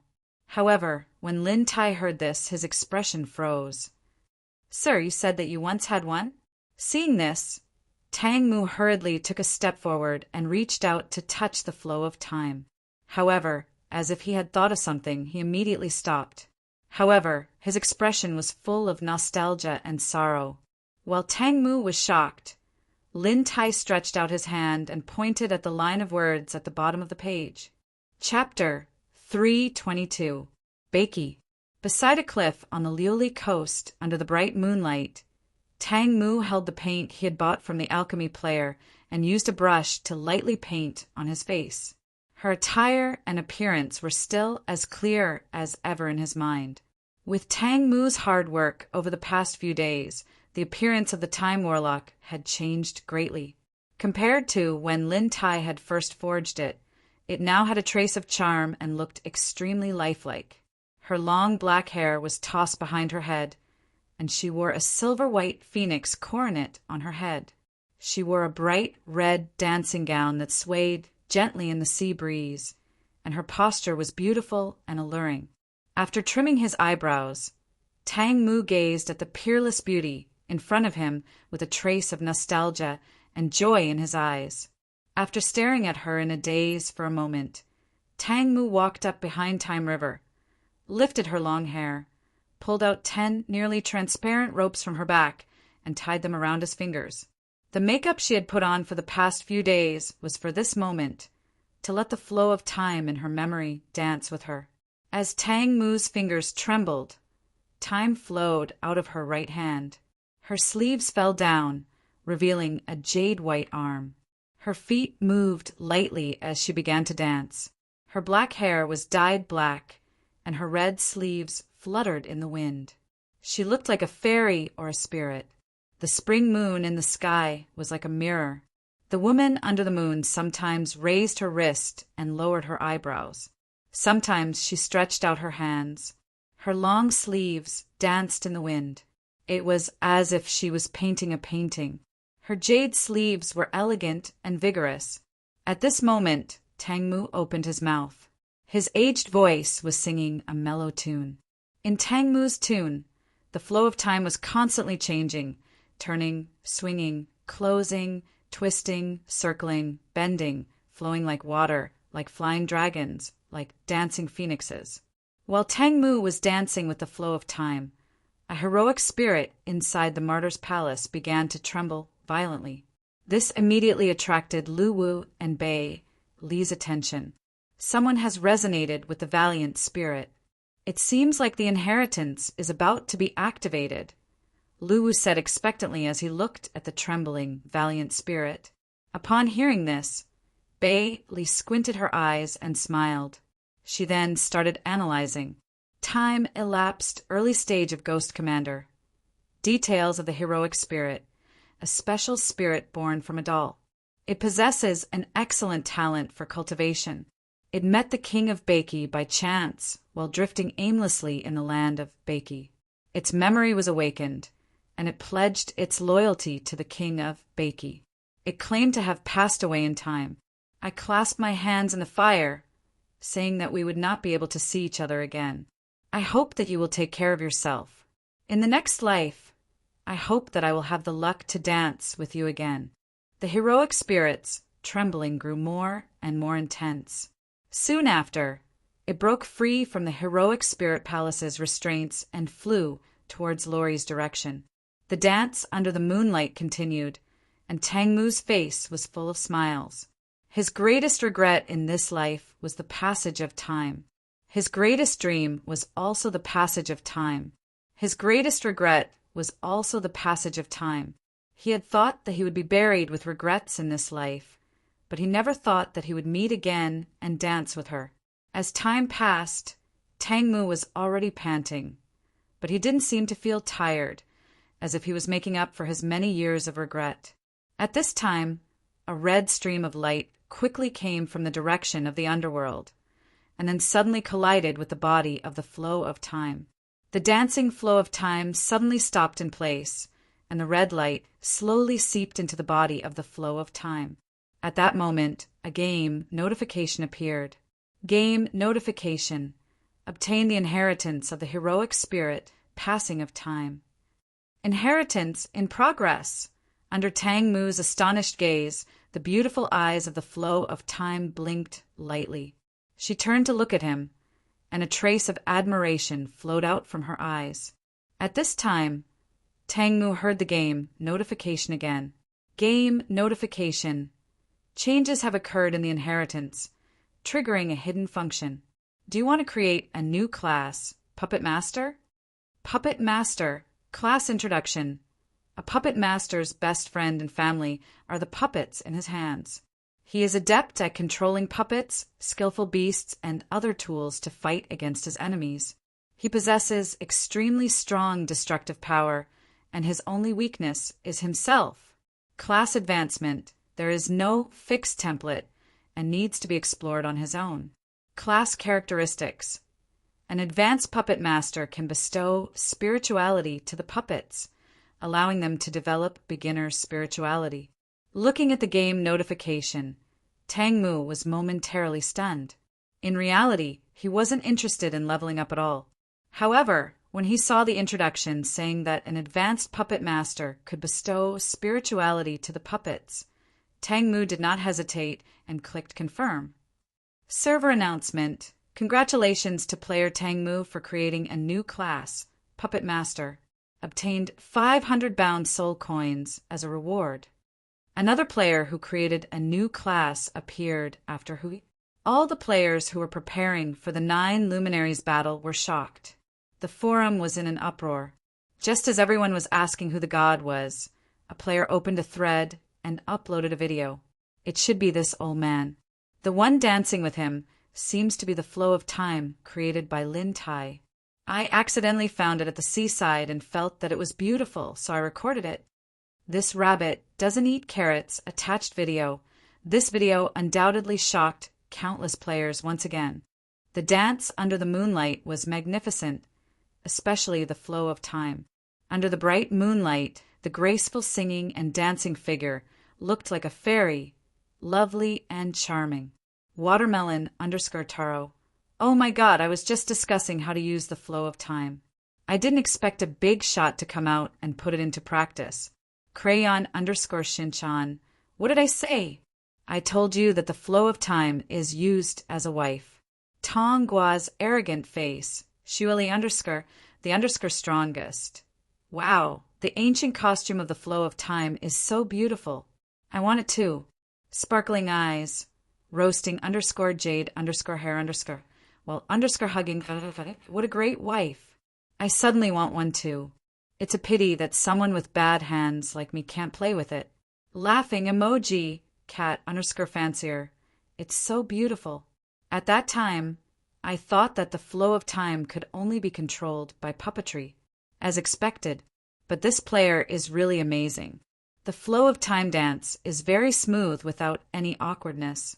Like emoji, while the players were discussing in the forum, Tang Mu, who was at the Liuli coast, was surprised to find that the flow of time seemed to have come alive. As it stared at him, its eyes were filled with tears. Tang Mu opened the analysis, subconsciously. Flow of time level 59. Introduction. A humanoid battle puppet assembled by 32 individual items. Its body can be changed and reassembled during battle. It possesses extremely strong destructive power. Now that it has been injected with a matching heroic spirit, its interior has undergone a huge change. It has developed a weak consciousness that can be repaired during growth. Item durability. 30,000 reparable. Item strength. Level 9 can be upgraded by devouring spiritual ores. Special features. Soul Devourer. This puppet can be upgraded along with the player. Note: in the state of Soul Devourer, the more experience gained by the flow of time after killing a monster, the less experience gained by the player. The player can adjust the amount. The maximum experience gained by the flow of time is 50%. Similarly, the player will lose 50% experience after killing a monster. Inherited abilities: 1,000 contraptions rope, semi-human shadow, falling stars flower, 1,000 soul rend, 1,000 contraptions rope, special passive. Introduction: a thin rope that is almost transparent in color and has extremely strong toughness. It is mainly used by puppet masters to control the puppets. It can also be used to attack unexpected enemies. Sharpness, level 6. Semi-human shadow companion active. Introduction: use the 1,000 contraptions rope to control the puppet to instantly swap positions with the user. It can be used to escape in battle. 1,000 soul rend, special active. After this skill is activated, the puppet's body will disperse. It can be used to dodge skills or attack. Falling stars flower, silver level active. Introduction: temporarily awakens the consciousness in the flow of time. During this period, the puppet will automatically attack and defend, and use hidden abilities. At this time, the flow of time looked vivid, as if it had really come to life. It could be said that it had changed a lot especially when the introduction said that the flow of time had gained consciousness. This completely shocked Tang Mu. Looking at the tearful and lovely flow of time, Tang Mu suddenly felt that he had seen this look somewhere before. Suddenly he thought of that snowy night and the teardrop left behind by the flowing of time in the flames. At this time, the tear streaked across flow of time's cheeks and was about to fall. This time, Tang Mu reached out and took the tear, then raised his hand to wipe the tear from the corner of flow of time's eyes. Never again. We won't be apart in this lifetime. Chapter 3:23. After the blacksmith's trial came to an end, the Beiki players faced a tough challenge. It was a battle with the land of the 9 luminaries. The opponent in this battle was too strong, but the players were also prepared to fight to the death. After that, the players went to the land of the 9 luminaries several times to investigate the situation and found that several troops of the 9 luminaries' army had finished preparing and were now advancing toward Beiki. Under such circumstances, the players discussed the most on the forum every day about how to defeat the strong with the weak. Many players even formed a few discussion groups on the forum to discuss the upcoming war with the land of the 9 luminaries. In the end, they came to a conclusion that they could not take the initiative to defend against the 9 luminaries' army on the barren grassland. Instead, they should fight at the boneyard in the southwest of the Mansion of the Dead. There were 2 advantages to doing so. First, it could lengthen the battle line of the 9 luminaries' army, which would delay the arrival of their reinforcements and supplies. The second advantage was that the boneyard was very close to the Mansion of the Dead where the players were, so they could easily return to the battlefield after resurrection. It could be said that the players' advantage of resurrection was increased. Of course, these 2 advantages were based on the fact that the war was a long one. Now, the players were most worried that His Excellency 9 luminaries would attack directly. The players were not afraid of the other brothers of the Star Brilliance, but His Excellency 9 luminaries was a big problem for the players. After all, he was too strong, other than Tonghua, whose strength was completely unstable. No one else in Beiki could fight against him. The players also analyzed this point and felt that the probability of His Excellency 9 luminaries attacking directly was not high. Since the essence of this battle was to subdue the forces of Beiki, even though His Excellency Jiao would send his troops, the final subduing would still require the next His Excellency of Beiki, who would be one of his brothers. After all, if His Excellency 9 luminaries conquered Beiki and gave the territory to his brother, then his brother would never be able to become the king of Beiki because the Emperor of the Underworld would definitely not approve of such an act. However, even the other brothers felt the same sense of crisis. They were also clear that this war was bound to be a long one. However, all the players were prepared for it. The land of Naraka, Blue Valley Ruins. When the war between Beiki and the 9 luminaries was about to break out, many wars broke out between the players of Naraka in the Blue Valley Ruins. Apart from fighting the monster forces that had taken root in the Blue Valley Ruins, the war between players had also officially begun. The reason for this war was not complicated. It was similar to reality, which was the fight for resources. To the east of the Blue Valley Ruins, players had discovered a small spirit or mine. The spirit or mine was rich in level 1 spirit ores. Although it was not clear how many spirit ores there were, this news had undoubtedly caused a stir among the players of the Naraka server. The spiritual ore was extremely useful to them. It could be said that it was the most important resource other than their levels and soul coins. Therefore, the U.S. military immediately gathered a large number of troops and even recruited many players. They did not hesitate to kill a monster force that resided in the forest mine and occupied the spiritual mine. As for the players who assisted in the battle, the U.S. military also expressed that they would give a portion of the spirit ores as a token of gratitude. Initially, everything should have been over just like that. After all, the U.S. military was powerful and many civil organizations could not fight against them. That was the only way. However, another civilian organization appeared at that moment. They strongly requested the U.S. military to share the spirit mine for all players to use. Naturally, the U.S. military rejected the request in an overbearing manner. Therefore, this civilian organization that was weak in the eyes of the U.S. military declared war on the U.S. military. What the U.S. military did not expect was that this organization was so powerful. Although they did not have a lot of people, every player in this organization owned a modified mech. In terms of individual combat ability, it could be said that the U.S. military was much stronger than them. What gave the U.S. military a headache was that the strength of this organization was gradually growing. They recruited a large number of casual players, and their strength could be said to be increasing day by day. They had become a threat to the U.S. military. At that moment, in the ruined square to the north of the Blue Valley ruins, the players piled up a long time ago as a fence around the field. Although this kind of defense would not be of any use against the powerful monster force, at least it could give the players some comfort. The central area of the field was filled with all kinds of mechanical parts. The modification cabins were also opened. Electric sparks were flashing in the interior.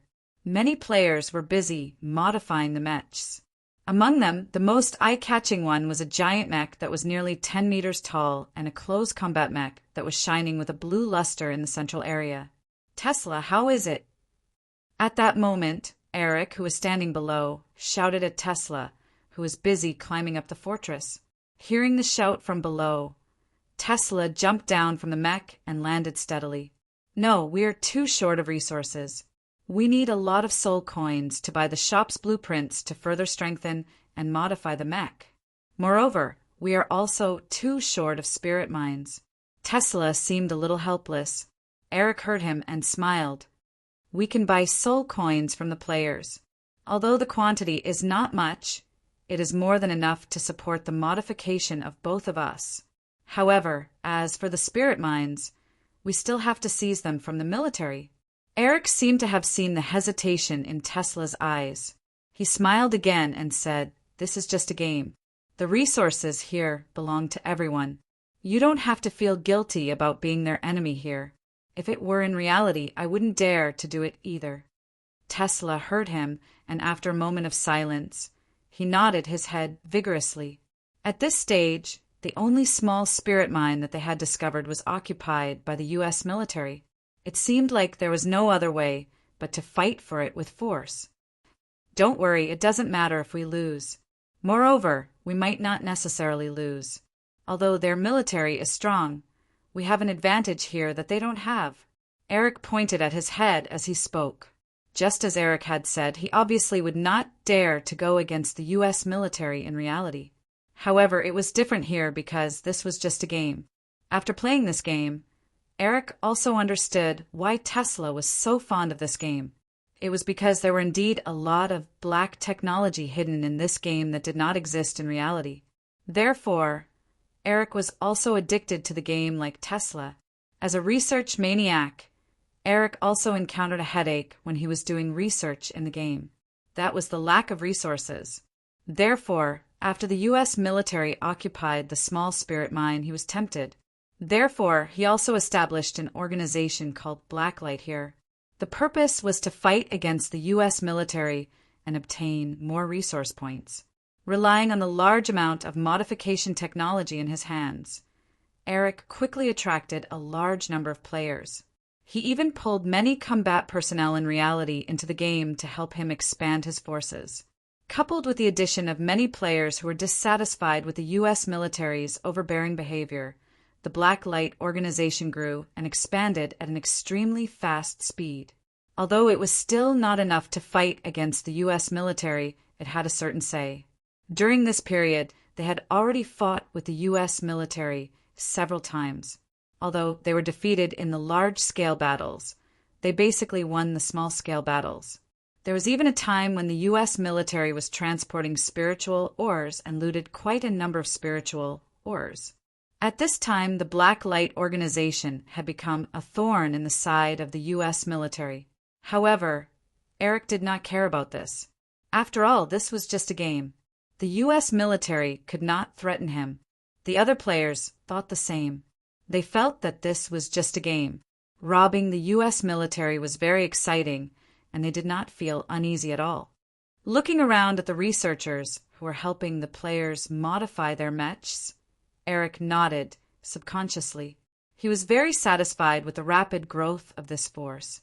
Late at night, Lu Wu, who was sleeping soundly, was awakened by the ding-ding-ding sound of Bei Li knocking on the bowl beside his ear. Lu Wu, who had just woken up, looked a little confused. He then turned his head to look at Bei Li, who was still knocking on the bowl at the head of his bed. "It's late at night. Are you hungry again?" "No. I just wanted to wake you up and show you something," Bei Li said mysteriously. Lu Wu, on the other hand, looked helpless. "What is it? Did something happen to me in the game?" Bei Li put down her bowl and chopsticks.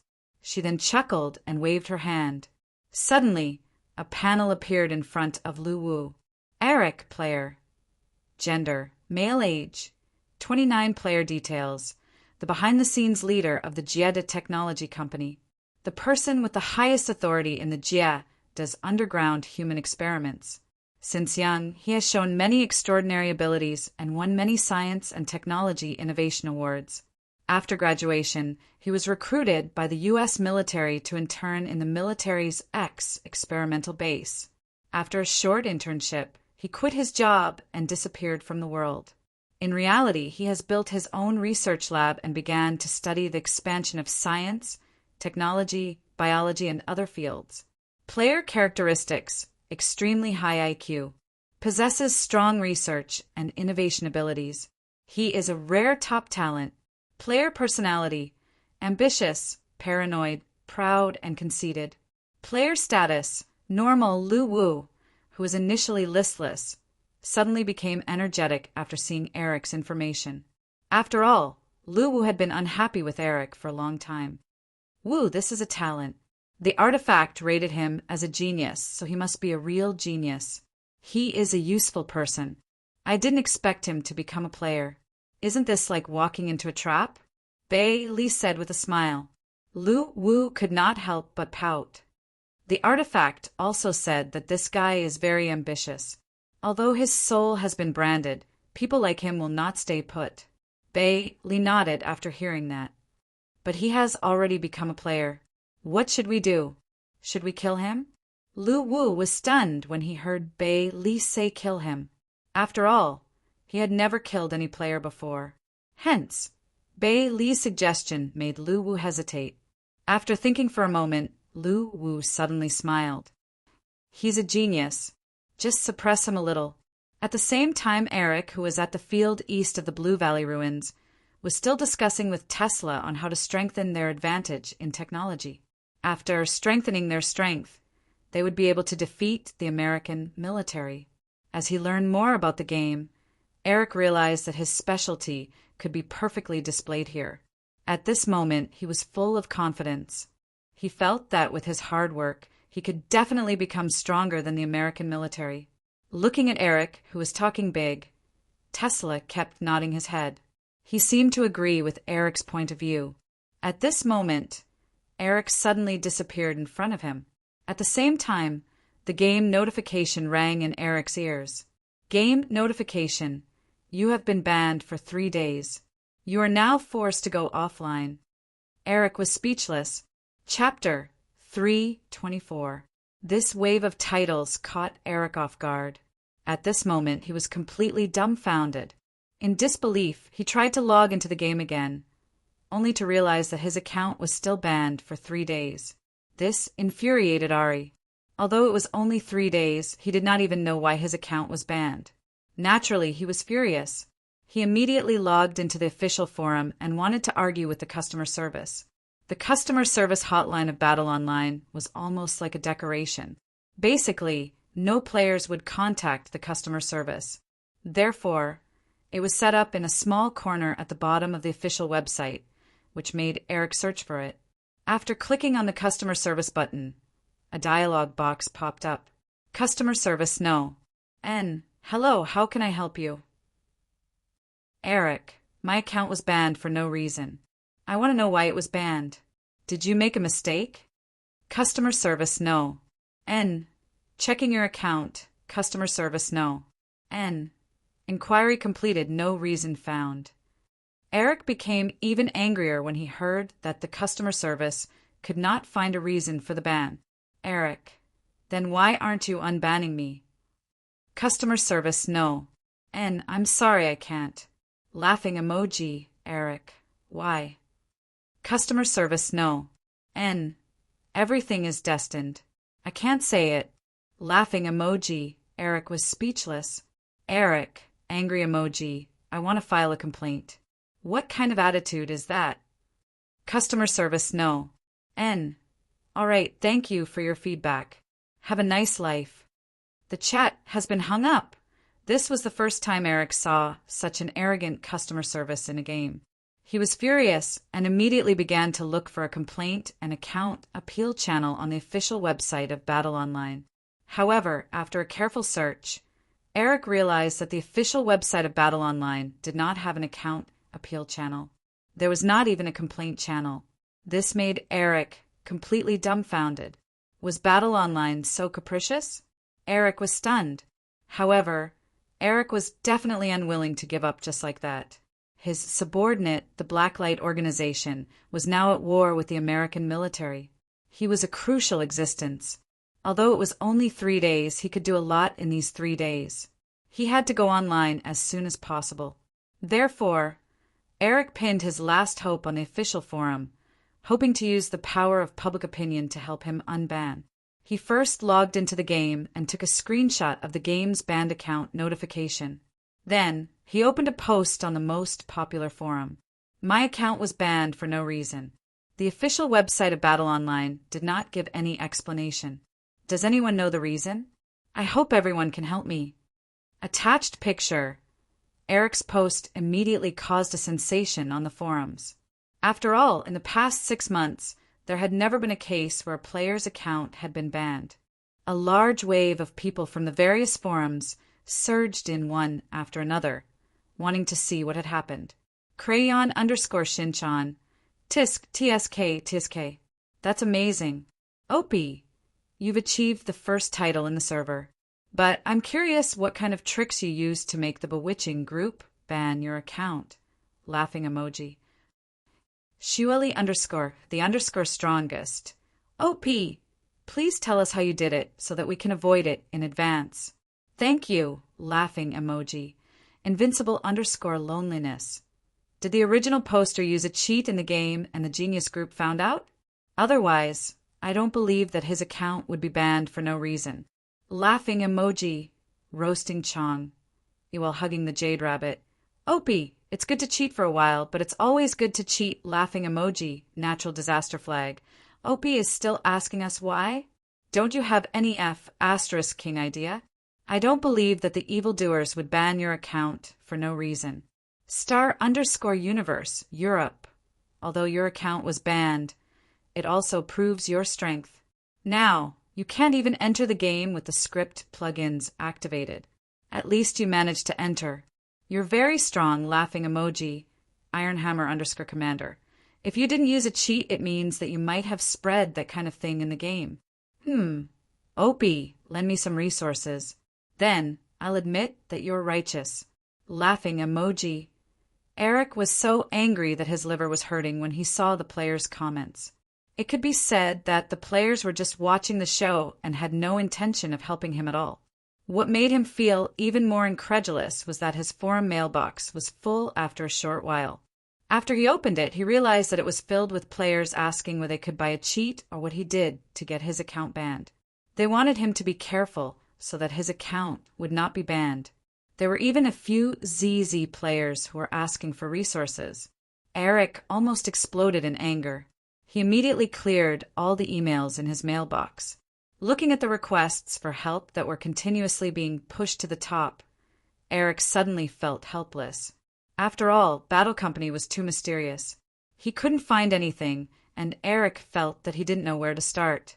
Otherwise, if they dared to treat him like this, Eric would definitely send out his subordinates, modified warriors, to let the behind-the-scenes team of Battle Company know what it meant to be domineering. After opening the gaming chamber, Eric walked out with a gloomy expression and walked toward his office. Actually, Eric had investigated the situation of Battle Company before. However, after all the information about Battle Company was compiled, he could only come to one conclusion. That was other than Wu Guai, the boss of Team 173, who had contact with the behind-the-scenes person. The rest of the information could be said to be blank. Wu Guai didn't even know the address of Battle Company. Eric wasn't surprised about this after he came into contact with and understood the game. After all, the technology in this game was obviously way beyond reality. He had also treated Battle Company as an underground organization like himself. However, Eric was still unwilling to give up. He decided to thoroughly investigate Battle Company again. He didn't believe that he couldn't find anything. As long as he could find any useful information, he would have a way to take down this underground organization. This was because he had full confidence in the power that he had mastered. It was an extraordinary power that was beyond the comprehension of ordinary people. At this time, Lu Wu naturally saw Eric's complaint post, but he didn't think much of it. Although Eric was a rare genius, he was also an unforgivable villain. It was because of his selfish desires that he established the underground organization of the Jetta Corporation and even used living people as experimental subjects. Lu Wu, who had a very upright view of the world, had long been unhappy with him. If it wasn't for the fact that he was a useful person, Lu Wu would have permanently banned him. Lu Wu's permanent ban was not as simple as not being able to play games. After all the players' souls were actually under Lu Wu's control. Even if the players died, their souls would still belong to Lu Wu. In other words, if it was really a permanent ban, the soul would be equivalent to being imprisoned in the artifact forever. There wouldn't even be a chance for reincarnation, unless Lu Wu took the initiative to kill him. Otherwise, he would never be able to make a comeback. Lu Wu even felt that Eric should thank him. After all, he was too kind as an authority dog. After closing the forum, Lu Wu looked at Bailey. At this time, Bailey rested her cheeks on her hands. She looked like she was thinking about something with a serious look on her face. However, the crystal at the corner of her mouth made Lu Wu seriously suspect that Bailey might be fantasizing about eating. How is it? Have you considered the new settings of the Asia server? Bailey heard him and suddenly came back to her senses. She reached out her hand to wipe the crystal at the corner of her mouth and said seriously, "The general direction is almost done, but the specific implementation still needs some time." Lu Wu listened and nodded. In fact, Wu Guai had urged him several times about the opening of the Asia server. The popularity of Battle Online could be said to be global. A large number of in-game videos were circulating on various video websites, attracting the attention of many players. Many players in the Asia server could not wait any longer. However, there was still no news about the opening of the Asia server. This led to a large number of players from Japan, Korea, and other countries coming to the official forum to give feedback, hoping to speed up the opening of the Asia server. They even suggested that, since everyone was in Asia, they might as well change the original server to the Asia server. Lu Wu naturally had nothing to think about. Although he did not reply, he had already rejected the idea in his heart. However, the opening of the Asia server and the non-Chinese server was inevitable. Recently, the main reason why Wu Guai had been urging Lu Wu to open the server was that a large number of agents had come knocking on his door.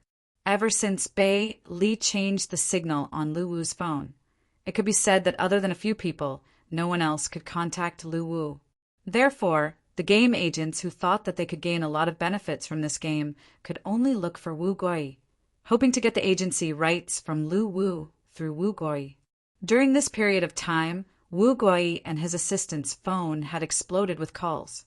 Wu Guai had even changed his phone number several times, but he was still harassed by the game agents who had obtained his number through various channels.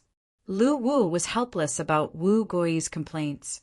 Perhaps in Wu Guai's eyes, Lu Wu was short of money and only wanted to focus on the game.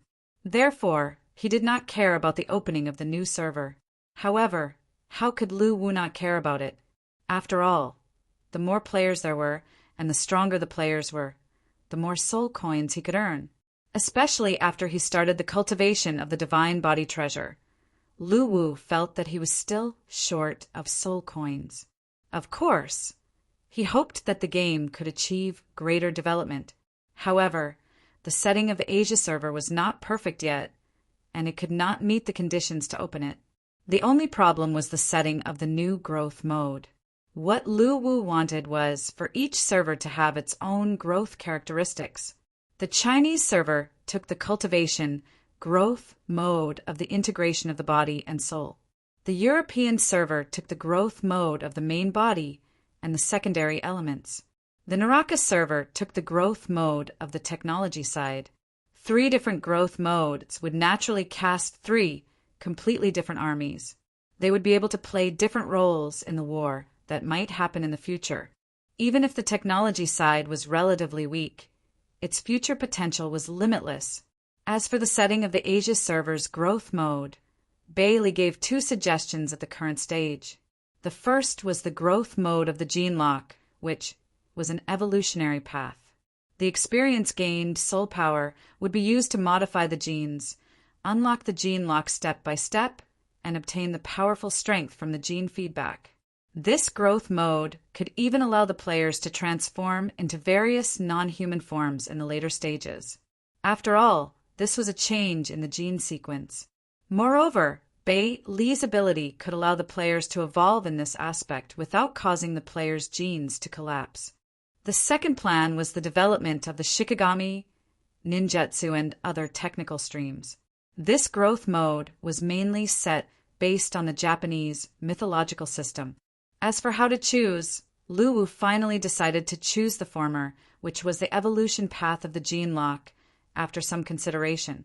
After all, the development potential of this path was very huge. In the later stages, the players could also obtain the power to fight against the gods, or even become strong enough to kill the gods. This was something that Bailey was sure of. The difference was that the main growth mode of the 3 realms, heaven, human, and Yin, was the growth mode of the integration of the body and soul. Therefore, this growth mode was very perfect compared to the other modes. The other growth modes were not without potential. It was just that the 3 realms that Lu Wu was in had not developed these growth modes on a deeper level. Moreover, Bailey mentioned that she had once seen an extraterrestrial civilization that walked the path of technology, compete with the gods. In the end, the gods were defeated, although Lu Wu was very curious about where Bailey had seen it. However, whenever Lu Wu asked these questions, Bailey would act dumb with a blank face. She looked like she did not understand where she was, who she was, or what he was talking about. Chapter 325. Baiki, Barren Grassland. The army led by Sun came from the west and slowly stepped into Baiki's territory. In fact, the 9 luminaries were very helpless when they announced the war with Baiki.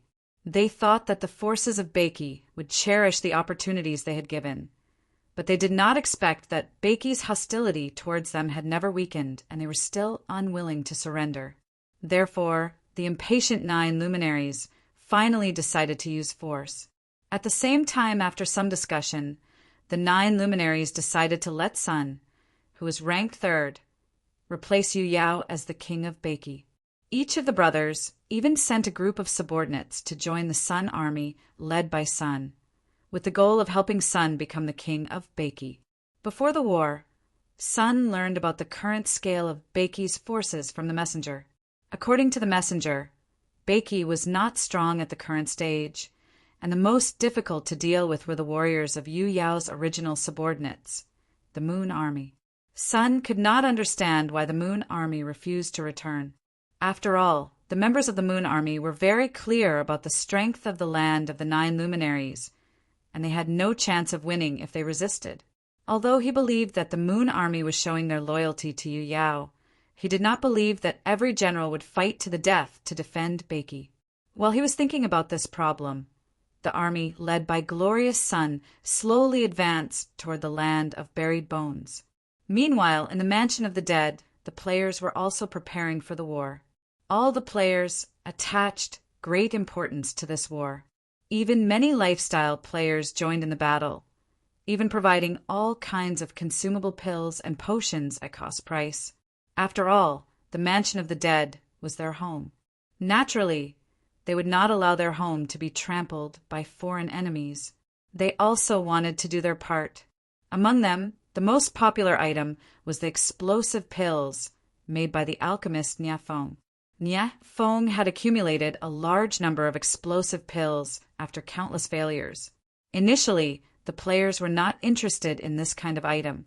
Although it was powerful, it was a one-time consumable item after all, and it was very expensive. On the contrary, they thought that the explosive pills made by Nha Phong were of little value. However, it was different now. The crisis of Beiki had arrived, and the outcome of failure was unacceptable to most players. Moreover, Nha Phong only charged the cost price for the pills he sold this time. Hence, a large number of players came to buy them, and soon, all the explosive pills he made were sold out. Even Nha Phong was very surprised. He didn't expect that these pills, which had failed miserably, could still recover their cost. At the same time, the players of Beiki had realized the importance of spiritual minds after the class of blacksmiths was activated. Now that most of the players had changed their professions to blacksmiths, the price of spiritual ores in Beiki had skyrocketed. In just a few days, it could be said to have doubled.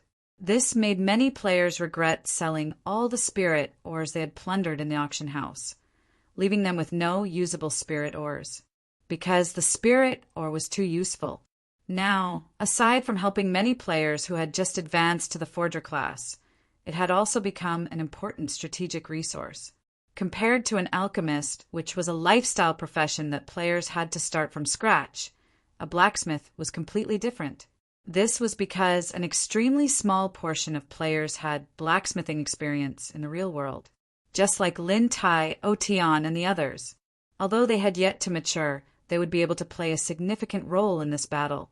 Relying on the many blueprints of the war machines they bought from the shop, they had already begun to build war machines.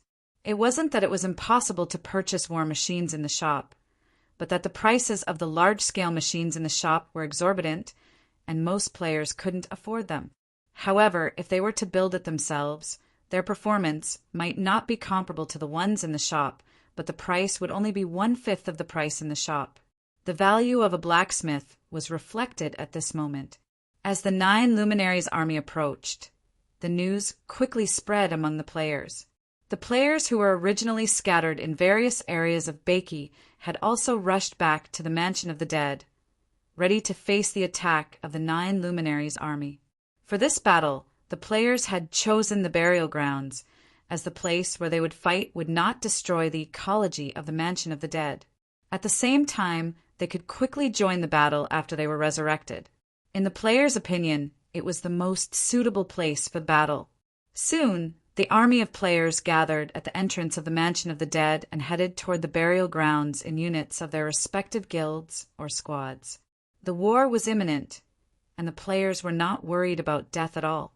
The only worry they had was the loss of the Mansion of the Dead and the loss of their home in the second world. After all, many players already had feelings for this place, and they would never allow such a situation to happen. The two armies marched opposite each other, and after about 2 hours of marching, they finally met at the burial grounds. Seeing the arrival of the forces of Beiki, Sun was a little surprised. He initially thought that the forces of Beiki would hide in the Mansion of the Dead, but he did not expect them to have the courage to take the initiative to attack. However, a smile appeared on Sun's face because this was exactly what he wanted. As long as they were willing to leave the city, he was 100% sure that he could quickly seize the Mansion of the Dead. At this moment, the Beiki players had a determined look on their faces as they marched forward with firm steps. The densely packed 9 luminaries' army in the distance did not scare them at all. Seeing that the players were taking the initiative to approach, Sun sneered and immediately levitated into the air. Roar! Thousands of beasts roared, and all the warriors of the 9 luminaries' army raised their weapons, trying to overwhelm the players with their imposing manner. However, the players continued to advance without any change in their expressions. There was no need for too many words in this battle. When the distance between them was shortened, the rune warriors in the front row began to flash in red light, and they began to run. Roar!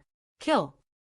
The players used their actions to retaliate against the provocation of the 9 luminaries' army. So weak! Seeing that the players had begun to attack, the 9 luminaries sneered and pressed down with their hands. Suddenly, the roars of beasts spread from the front to the back, echoing throughout the entire burial ground. At this moment, the 9 luminaries' army also began to charge forward, and the bloody collision between the 2 armies began. At this moment, the players were no longer the naive newbies they used to be.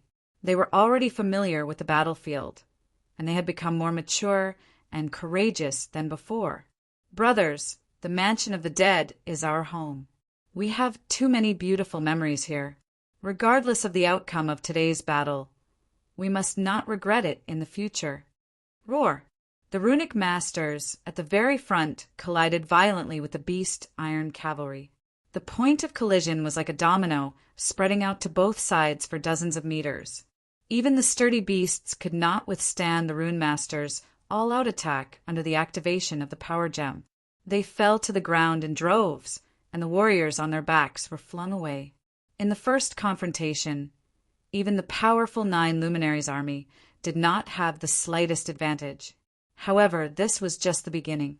The battle had officially begun. At this moment, Sun, who was floating in the air, looked coldly at the Beiki players below. Although he was surprised that they dared to resist him, he did not have the slightest doubt about the victory of this battle because he was confident that he would win. Sun took out a purple necklace from his neck. With a gentle tug, he pulled out a gem from the groove of the necklace. Then his figure flashed and appeared at the back of the 9 luminaries' army. He crushed the diamond-shaped gem in his hand. Suddenly, the gem shone with a dazzling light.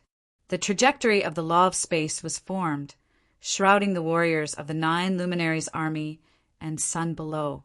Then their figures disappeared and appeared outside the mansion of the dead.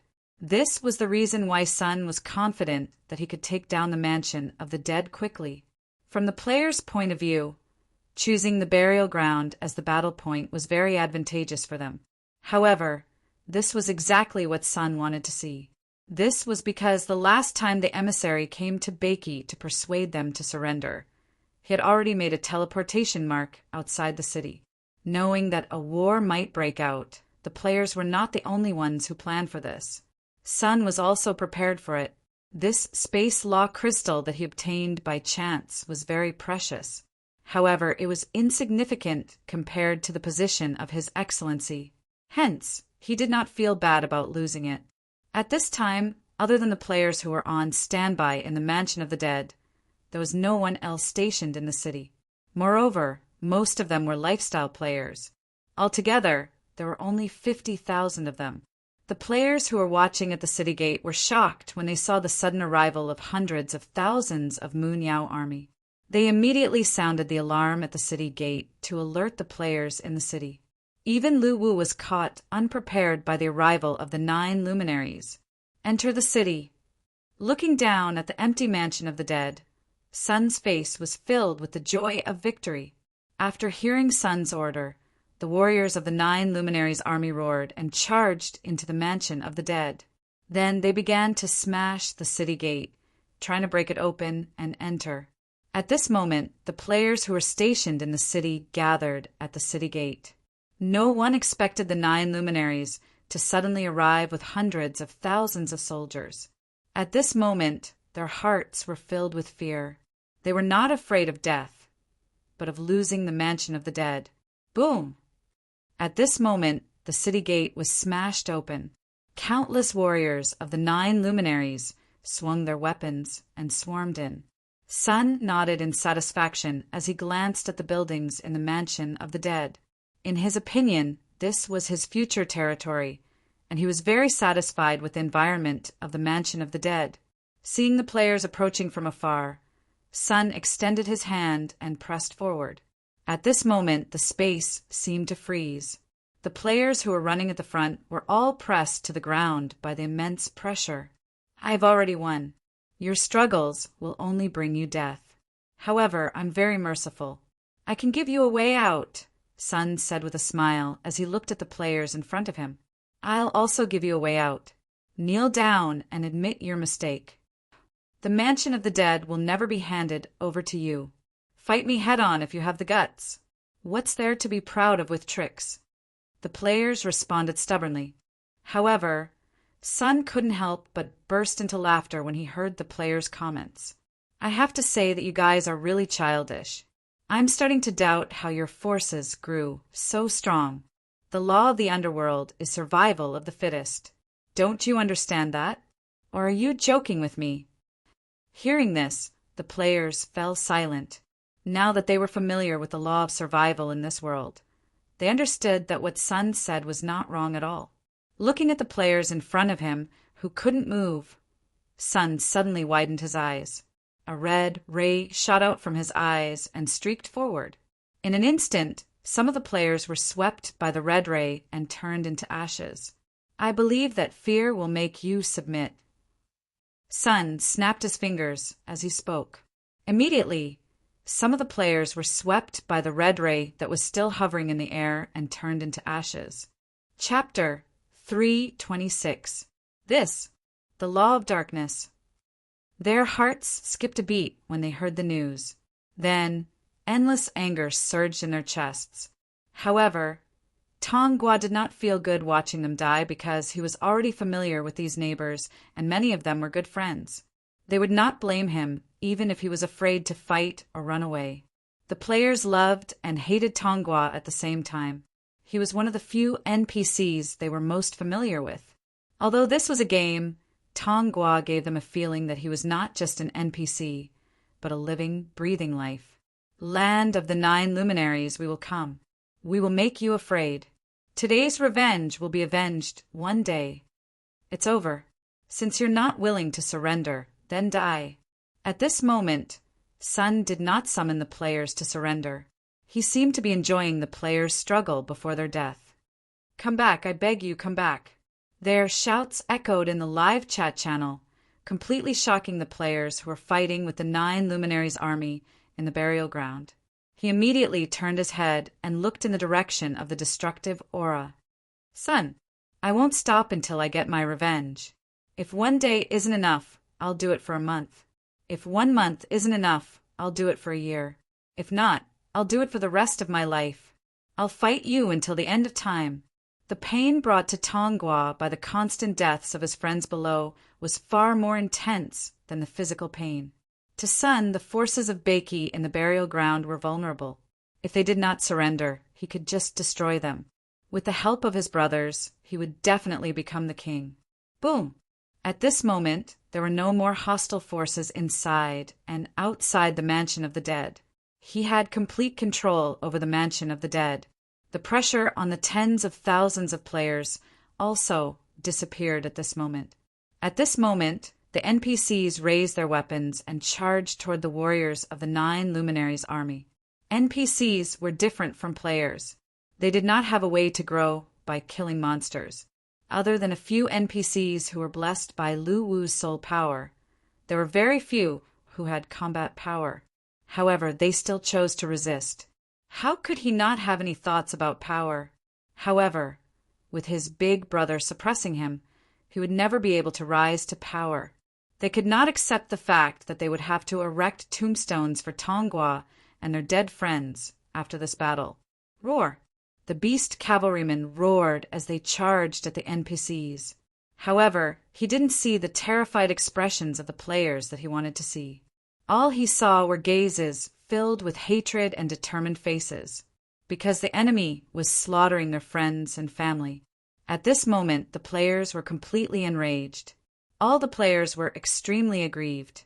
Tongua could not stand the feeling of watching them fall without being able to protect them.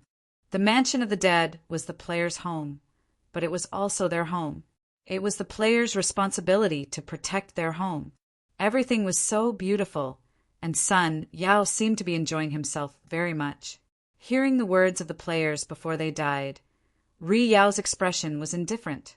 Only when the last player turned into ashes did he reveal a joyful smile. Just you wait. Just you wait for our revenge. Today, you killed my friends and family, but in the future, I will slaughter your entire clan." At this moment, it dissipated with the wind, fading away. The eyes of the tens of thousands of players who were suppressed on the ground turned red when they saw the scene. At this moment, they were reminded of their dead friends. All the players stood up immediately and glared angrily at the hundreds of thousands of 9 Luminaries warriors who were slaughtering the NPCs. When the last figure of the Rock Ghost King and the Hydra King turned into ashes and dissipated, only endless hatred flashed in the eyes of the players below. With a deafening bang, the ground shook uncontrollably. The entire sky was instantly shrouded in black light. At the mansion of the dead, F*CKU I Tongua am angry. At this moment, 2 more figures appeared in the crowd. They were the Hydra King and the Rock Ghost King. "Go back to the mansion of the dead." Lu Chai roared in the live chat channel with bloodshot eyes. "Go back to the mansion of the dead. The mansion of the dead has fallen. Many of our friends have left, including Tongua. Although they wanted to tear the enemies in front of them into pieces, they had no other choice now that the mansion of the dead had fallen." The players below did not want to believe this was real. As the red light in his eyes swept across the people below, the players turned into ashes one by one. Tongua was instantly sent flying, but the terrifying power was still reverberating in his body. His body gradually cracked in the air and finally turned into ashes bit by bit. However, there was no way the 9 Luminaries army would let the players leave so easily. They chased after the players, making it extremely difficult for them to retreat. Popular Science PS. Back when the Qing army marched all the way south, the 8 Banners army was like a hot knife cutting through butter. When they arrived at Jiangyin County, they announced the surrender order and the hair-cutting order. However, the people in the county firmly believed that their bodies, hair, and skin belonged to their parents. They were even more unwilling to be slaves, so they vowed to die rather than obey. This infuriated the Qing generals, and they led their troops to attack Jiangyin. However, in the face of the menacing Qing army and the inevitable loss of the battle, none of the people of Jiangyin surrendered. On the first day alone, there were more than 10,000 casualties, but they defended Jiangyin for a total of 81 days. On the last day of the city's fall, all the men in the city continued to fight the enemy to the death. The women in the city chose to commit suicide by hanging themselves, jumping into rivers and jumping into wells. Until the end, no one surrendered. It could be said that the people of Jiangyin were already prepared to perish together with the enemy. In the end, the Qing army obtained an empty city. In this battle, they even killed 3 princes and 18 generals of the Qing army, despite the fact that the enemy was stronger than them. Such a tragic act showed the unyielding spirit of the Han people. They were players and they could be resurrected after death. This was the biggest crisis they had ever encountered, the only time the Mansion of the Dead was completely lost. However, they could not go back to protect their homeland at this time. This feeling of helplessness was something they had never felt before. Figures kept falling under the iron cavalry of the 9 Luminaries army. The battle was almost a one-sided massacre, with a large number of NPCs lying in pools of blood. However, things were different now. He was about to become an abyssal prefect. After receiving the great Emperor's blessing, he would gain great strength and a voice in the underworld. However, the journey back to the Mansion of the Dead would take more than an hour. The players could only pray that their family and friends in the Mansion of the Dead would survive while they fought with all their might. Humph! Upon hearing this, Dazzling Sun's eyes flashed fiercely. He grabbed Tongua from the ground and punched Tongua's chest. At this moment, the air suddenly froze. An evil and destructive aura came from not far away, causing Dazzling Sun's nerves to tense up. "Please don't talk to me with your excretory organ. It's very rude. Thank you, cough." Tongua smiled weakly with half-squinted eyes. Tongua's death was also a great shock to them. It reminded them of the time when they followed the king of Beiki to attack cities and plunder lands. At that time it was also like this, where old friends died one after another in battle. It's not over yet, dazzling sun. You're very powerful. How about pledging your loyalty to me? Dazzling Sun smiled as he looked at the weak Tongua. Just like Lu Mo, Fat Chef, and the others, only Hero's Mound was left after that battle. Seeing Tongua's figure flitting across the sky and gradually disappearing, the players below were stunned on the spot. In the area where the Rock Apothecary Guild was located, a beam of black light shot up into the sky. Then, the black light spread in all directions at an extremely fast speed, engulfing the surrounding buildings and all of his subordinates. Many of them were lifestyle NPCs. Although they were not strong in combat, they took the lead. You're really annoying. Following Dazzling Sun's words, he reached out and grabbed Tongua's neck. Then, he suddenly descended and smashed Tongua to the ground. A figure suddenly shot out from the crowd and slammed into Dazzling Sun's body. The figure dragged Dazzling Sun all the way back, plowing a deep trench on the ground. After being slapped away again and again, Tongua flapped his wings and clamored to charge forward. At this moment, Tongua was still the rascal and ruffian, but there was now a sense of determination and madness in him that made people respect him. Taking a deep breath, Dazzling Sun's body floated in the air. He slowly opened his arms, as if he was feeling something. His face looked intoxicated. The NPCs also had their own thoughts and feelings. They were also afraid of death, but at this moment they still raised their weapons and charged toward the invaders with determination. Kill! The players charged toward the soldiers of Dazzling Sun's army.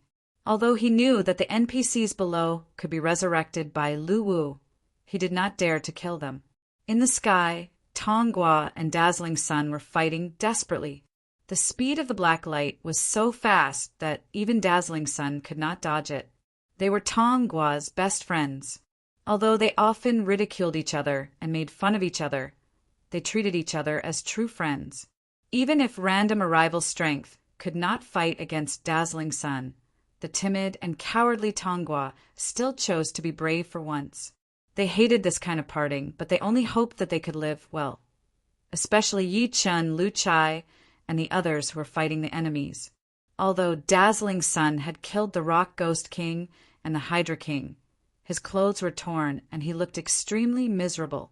After killing Tongua, Dazzling Sun looked at the players who were still struggling with a mocking expression, enjoying the helplessness and anger on their faces. Not only the players, but the NPCs were also red-eyed. They used their blood and their lives to firmly defend the mansion of the dead, to defend the land that they called home. Today, we will follow the example of the ancestors of Jiangyin and fight against the enemies. We will defend the city with our lives and fight to the death. A player roared angrily in the live chat channel. However, in their eyes, Tongua and the others were different.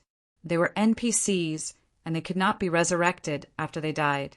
However, Dazzling Sun was a ghost emperor, while the Rock Ghost King and the Hydra King were only ghost kings.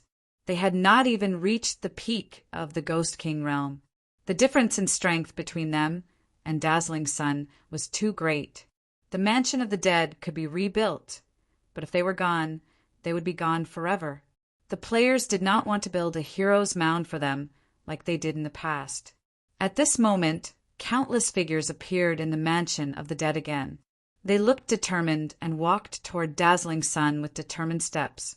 The soldiers of Beiki are not cowards who are afraid of death. Therefore, he made his move. However, luck was always unreliable. He still did not have the combat strength of a ghost emperor that could rival Dazzling Sunday. Kill them! Seeing these figures, Dazzling Sun was a little surprised. Then, a mocking expression appeared on his face as he snapped his fingers. In the end, Lu Chai gave the order to fight to the death.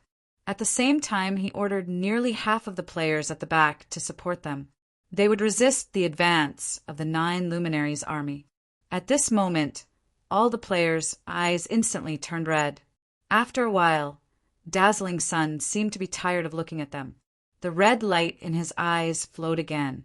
Chapter 3:27. 1 hour ago. The alarm of an enemy invasion sounded in the mansion of the dead. Frightened, the players garrisoned in the city began to swarm toward the city's entrance.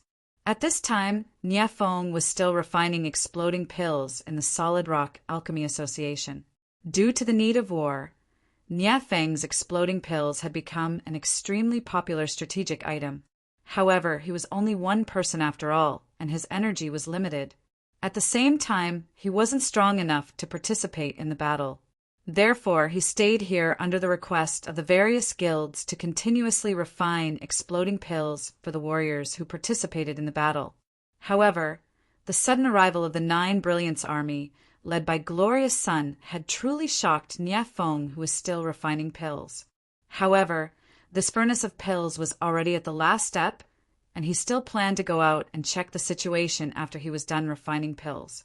Around 20 minutes later, along with the sound of an explosion, the refinement was completed. Niafeng hurriedly stored the 3 exploding pills that he had refined into the space and then rushed outside. What he saw next left Niafeng dumbfounded. It was a one-sided massacre. A large number of players and NPCs fell under the sharp blades of the 9 Brilliance cavalry. Even his class mentor, the Rock Ghost King, was turned into ashes under Glorious Sun's powerful strength. All of this was too shocking for Niafeng. Looking at the familiar figures falling one after another, Niafeng was like the players who had died. He only had one thought in his mind, and that was to take revenge. Under such circumstances, Niafeng understood that even if the players who were fighting in the burial grounds rushed back, it would be useless because the situation was already hopeless. However, how could he be willing to hand over the mansion of the dead just like that? He gradually clenched his fist. Then he turned around and returned to the Solid Rock Alchemy Association. He found the alchemy furnace that the Rock Ghost King used and poured all the medicinal ingredients stored in the space into the furnace. During this period of time, Niafeng had comprehended a principle while refining pills. The higher the grade of the medicinal ingredients, the stronger the medicinal effect would be.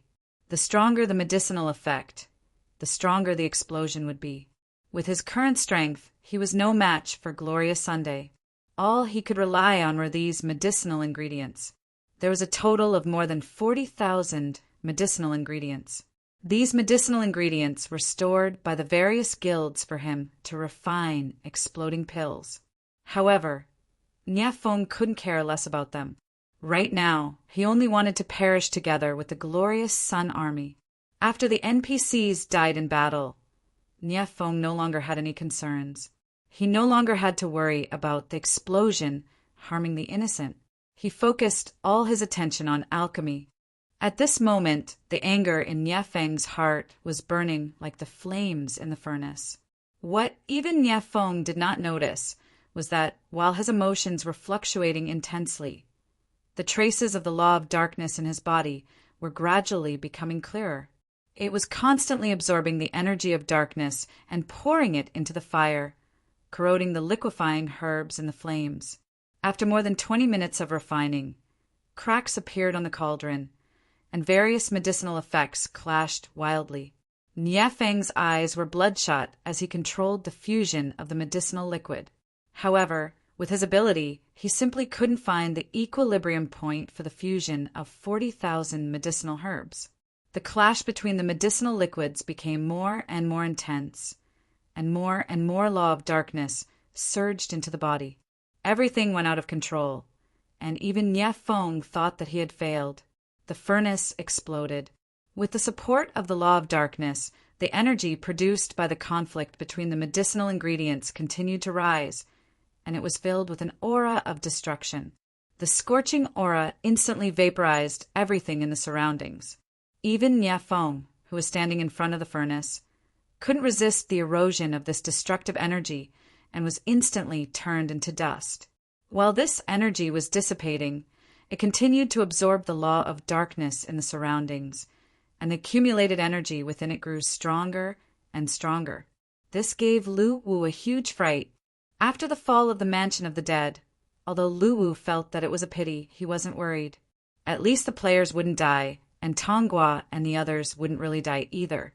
The loss of the Mansion of the Dead was only temporary, and it would return to the players sooner or later. However, the destructive energy within the Rock Medicine Refinery Association scared him.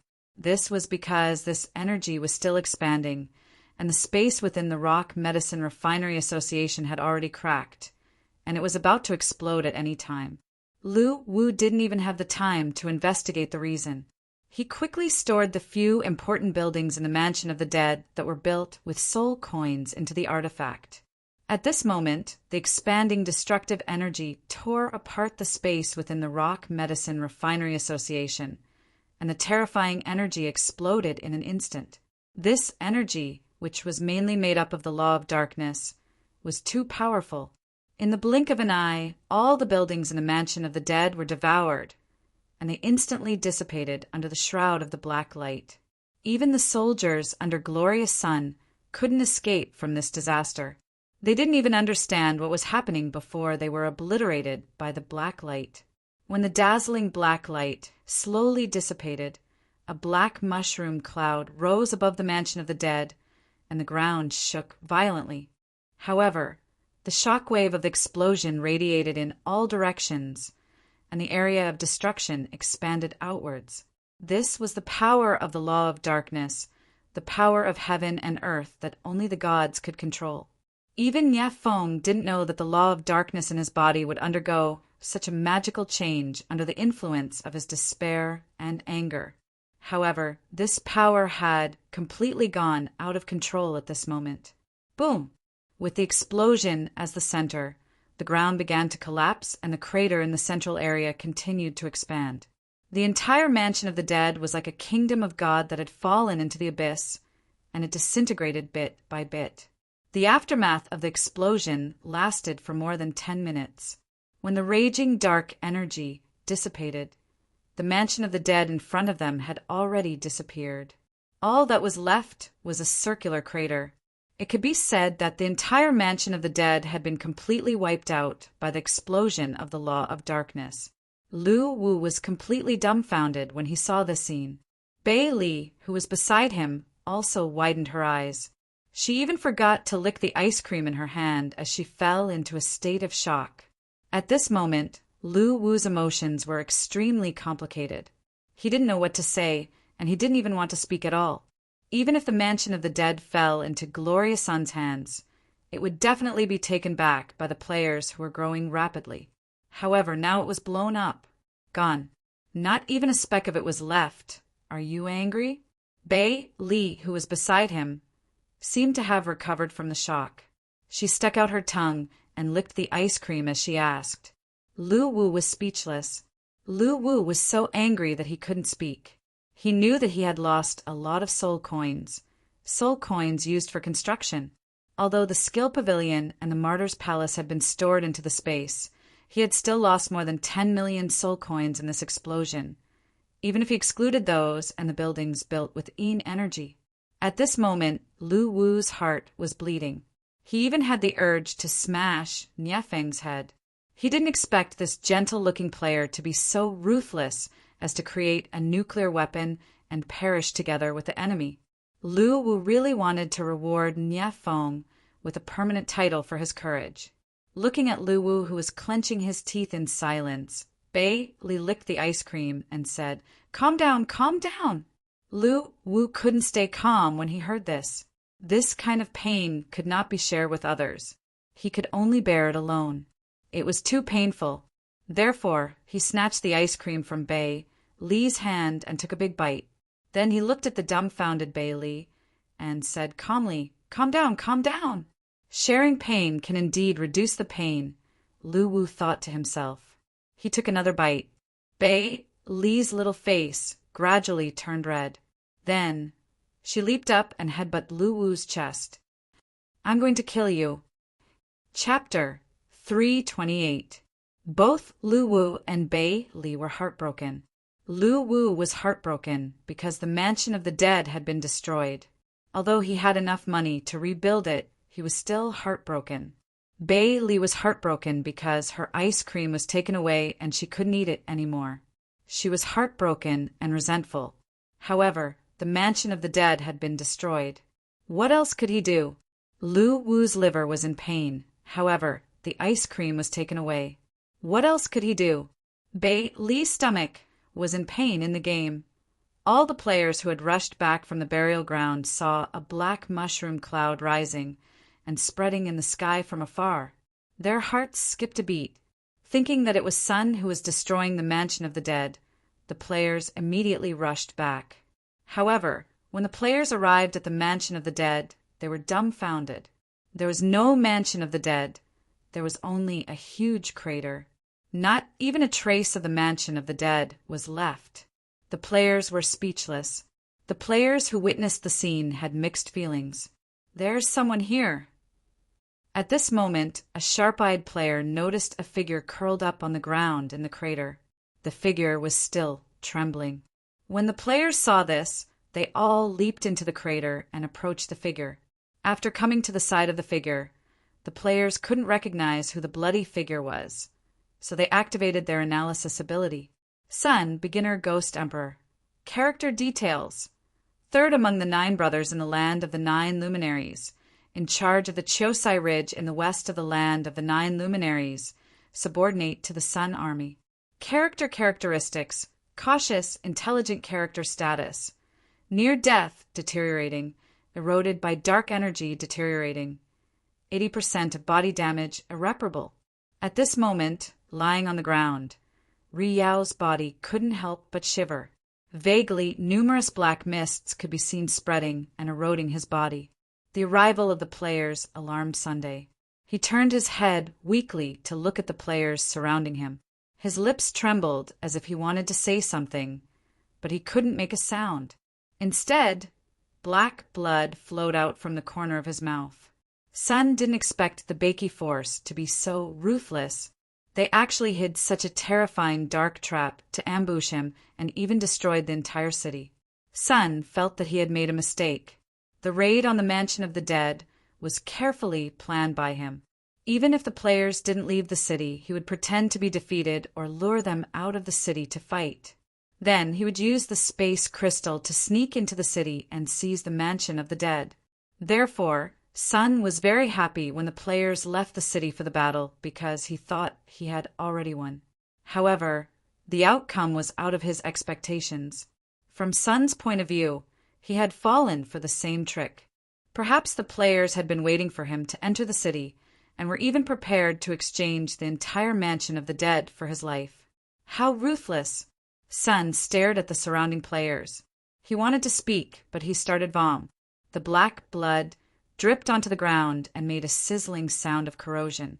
Sunday, Sun, Sun. The players were enraged after reading Sun's message. Although they didn't know why Sun was severely injured, they believed that Sun was the culprit behind the destruction of the mansion of the dead. Therefore, the angry players began to attack Sunday. With glorious Sun as the center, the players formed a large circle around him and crazily threw skills at him, venting their anger. Sun was getting weaker and weaker under the players' crazy attacks. He wouldn't be afraid of the players if he was at his peak. However, the power of the Dark Rule was eroding his body and he couldn't fight back at all. The power that was used to repair his body was messed up by the players' attacks. The damage caused by the Dark Rule was worsening. Sun. He coughed out more and more black blood. He was getting weaker and weaker. The red light in his eyes was slowly fading until it was extinguished. Ruthless. That was Sun's last thought before he died. He was very confident in the battle against Baiki. He didn't expect it to end like this the moment Sun died. A white light shone on the players around him. All of them leveled up. However, this wasn't what the players wanted. The mansion of the dead was gone. Their home was gone. Even the death of the glorious Sun was not enough to alleviate the anger in their hearts. Therefore, they changed their direction and charged toward the burial ground. They wanted to continue fighting with the 9 Brilliance Army and continue to vent their anger. The battle lasted for half a day. Although the players were all wiped out in the end, The 9 Luminaries' army also paid a heavy price. They lost almost 1/5 of their troops. Sun's death had shaken the morale of the 9 Luminaries' army. In the end, they didn't station their troops in Baiki. Instead, they chose to retreat to the 9 Luminaries. After all, the purpose of this battle was for Sun to become His Excellency. Now that he was dead, there was no point for them to stay. After a discussion among the ghost kings of the 9 Luminaries' army, they decided to return to the land of the 9 Luminaries and report on the situation. After the battle, a thread was suddenly pinned to the top of the forum. "Please let our dead friends return. We don't want this kind of parting." Opie, invincible loneliness, there were countless players following the post. The most heartbreaking thing for the players wasn't the disappearance of the Mansion of the Dead, but the death of their NPC friends. The reason why the Mansion of the Dead was the home of the players was closely related to the existence of their NPC friends. The Mansion of the Dead could be rebuilt, but they didn't want their friends to leave just like that. Perhaps there would be new NPCs to replace them after they passed away. However, the players couldn't accept this because it meant that they had really passed away and would never appear again. The post was pinned on the main page of the official website by the players. Many of them even used a pleading tone, hoping that the people behind the battle could resurrect their friends. After reading the post, Lu Wu couldn't help but be moved.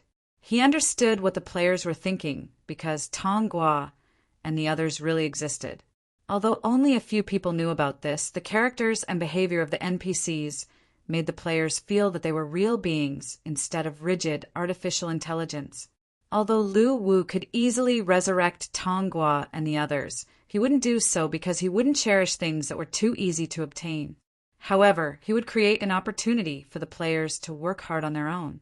Hence, when the players went online again, the mission that Lu Wu had set up appeared. Unlocking mission, returning friends server.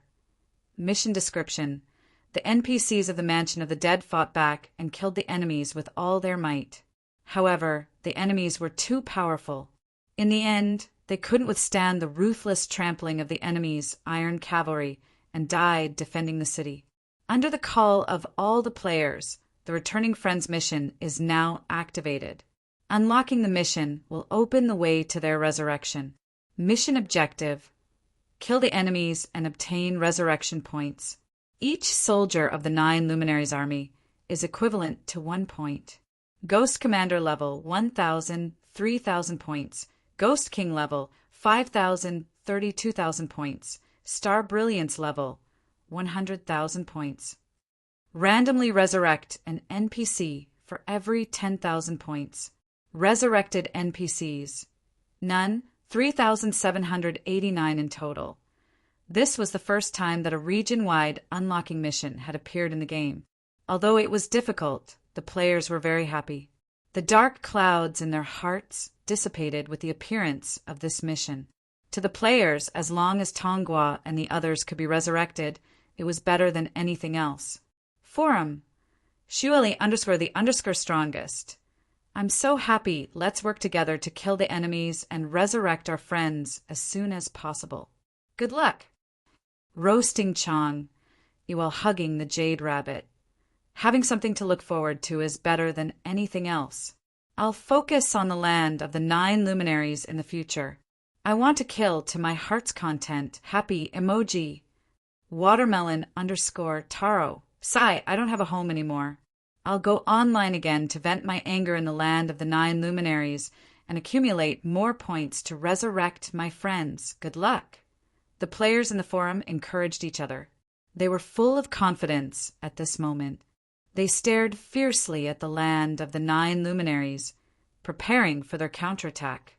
However, at this moment, someone in the forum raised a question. Crayon_Shinchan. Didn't anyone notice a problem? How did the Mansion of the Dead disappear? If it was destroyed by Sun, why was Sun severely injured? But if it wasn't for Glorious Sun, the strongest player forces would be the Rock Ghost King and the Hydra King. Many players saw them being killed by Glorious Sunday. I'm very confused now. The reason for the explosion of the Mansion of the Dead and Sun's serious injuries. Chaos underscore splitting underscore wind underscore hammer. I was in the mansion of the dead at that time. I saw Tongua, the Rock Ghost King, and the Hydra King die with my own eyes. However, Sun wasn't injured at all. Even when I died, I didn't see any powerhouses appear to help me. I'm very confused too. Can anyone explain this? Confused emoji. Chilly winter underscore assault. I was the last one to die. I didn't see any other forces appear at that time. Confused emoji. Death ray. I'm confused. I always thought that the destruction of the Mansion of the Dead had something to do with Sunday. But now that I think about it, it doesn't seem right. Confused emoji. While the players were discussing, Nia Feng, who was browsing through the posts, broke out in a cold sweat. After knowing that the NPCs could be resurrected, the anger in Nia Feng's heart had faded. Now there was only fear. He didn't know if he would become the public enemy of the players, like if he revealed that he was the one who blew up the Mansion of the Dead in the forum. At this moment, his face was pale with fear. After all, Nia Feng didn't expect the explosion to be so terrifying. However, Nia Feng felt that he would be finished if he didn't tell the truth. The 40,000 medicinal herbs were given to him by the other guilds to refine explosive pills. They didn't belong to him at all. However, Nia Feng felt that he wouldn't be able to repay them even if he sold himself. For a moment, Nia Feng was struggling with his thoughts. Tell the truth. Hide the truth. Two thoughts were circling in his mind. At this moment, a message popped up on his friend list. Nia Feng subconsciously tapped on the message list, and a few chat boxes appeared. Chinziu. Ah, Feng, how many explosive pills do you have now? I'm preparing to bring a team to sweep the land of the 9 luminaries. Smiling emoji. Lu Zhan, Boss Nia, stock up. Stock up. I have to say, your explosive pills are really useful. How many more do you have? Smiling emoji. Yi Shui. Boss Nia, give me all the goods you have first. I need them urgently. The other guilds can wait for a while. Smiling emoji. Li Xiao. Ah, Feng, why don't you join our guild? I can buy all the goods you have by myself. I can also provide you with a large amount of medicinal herbs. Oh, right. How many more do you have? Don't sell them all. Leave some for me. Smiling emoji. Looking at the inquiries from the guild leaders in the chat box, Nia Feng broke out in a cold sweat. Now that the 40,000 medicinal herbs were all gone, even if he had the energy to continue refining pills, he didn't have the money to buy so many medicinal herbs. At this moment, Nia Feng felt so wronged that he almost cried. Chapter 329. After the explosion of the Mansion of the Dead, Lu Wu didn't immediately start the restoration of the Mansion of the Dead. Lu Wu had thought about it carefully before doing so. After all, the crisis of the land of the 9 luminaries had not been resolved yet. The difference in strength was obvious. It was easy to rebuild the Mansion of the Dead, but it was too difficult to defend it. It was very likely that the land of the 9 luminaries would be invaded again. Therefore, Lu Wu simply activated the random resurrection mode of Naraka for the players. Although it couldn't unite the players' strength, it could make them invulnerable. Moreover, Lu Wu also gave the players hope by activating an ultimate mission. After the players conquered the land of the 9 luminaries, the Mansion of the Dead would be officially restored. The restoration mission of the Mansion of the Dead and the unlocking mission of the NPC resurrection undoubtedly excited the players, because it meant that they could regain everything they had lost by winning the war against the land of the 9 luminaries. Therefore, the players were extremely serious about conquering the land of the 9 luminaries. Moreover, apart from regaining everything they had lost, they could also reap huge benefits from this war. Apart from soul coins, the rich spiritual mines in the land of the 9 luminaries were also coveted by the Baki players. At this stage, the profession advancement of the blacksmith had been fully activated. Spiritual mines had become a more scarce consumable item than spiritual materials. Therefore, conquering the land of the 9 luminaries was crucial to the development of the players. Hatred and benefits were the driving force for the players to fight against the land of the 9 luminaries. To motivate the players, Lu Wu also activated the Team Resurrection point leaderboard. He also stated that the top 10,000 teams would receive a special title as a reward after the end of this mission. The destruction of the Mansion of the Dead and the death of the NPCs had given the players nothing to worry about. At this moment, the crazy side of the 4th Calamity Legion was displayed once again. With the team as the base, they began to attack the land of the 9 luminaries nonstop for 24 hours. At this time, in the south of the land of the 9 luminaries, the Myth Guild led by Guyu was ambushing the frontline stronghold of the 9 luminaries. Although they didn't have any advantage in terms of numbers, the members of the Myth Guild had great teamwork and complemented each other. This brought a lot of pressure to the soldiers of the 9 luminaries who were stationed at the stronghold. Even if they could retreat for a while, the 1,000-man team would come again in a few hours, making them miserable.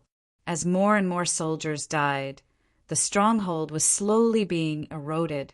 At the Boiling Valley Station in the west of the land of the 9 luminaries, 2 figures were moving around the station like ghosts. Whenever they found an opportunity to attack, Murphy and Little Pomelo would jump out from the shadows and give their enemies a fatal blow.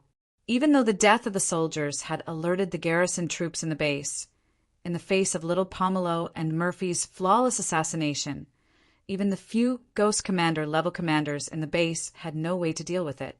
They could not find any traces of the assassins at all, and could only continue to withdraw into the defensive perimeter of the base at the western border of the land of the 9 luminaries.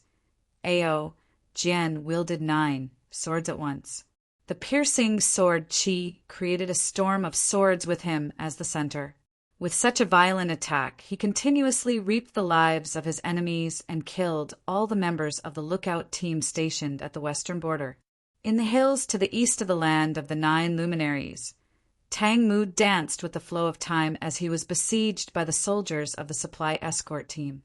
He reaped the lives of his enemies in such a gorgeous manner. Even though it was a massacre, it did not feel bloody at all.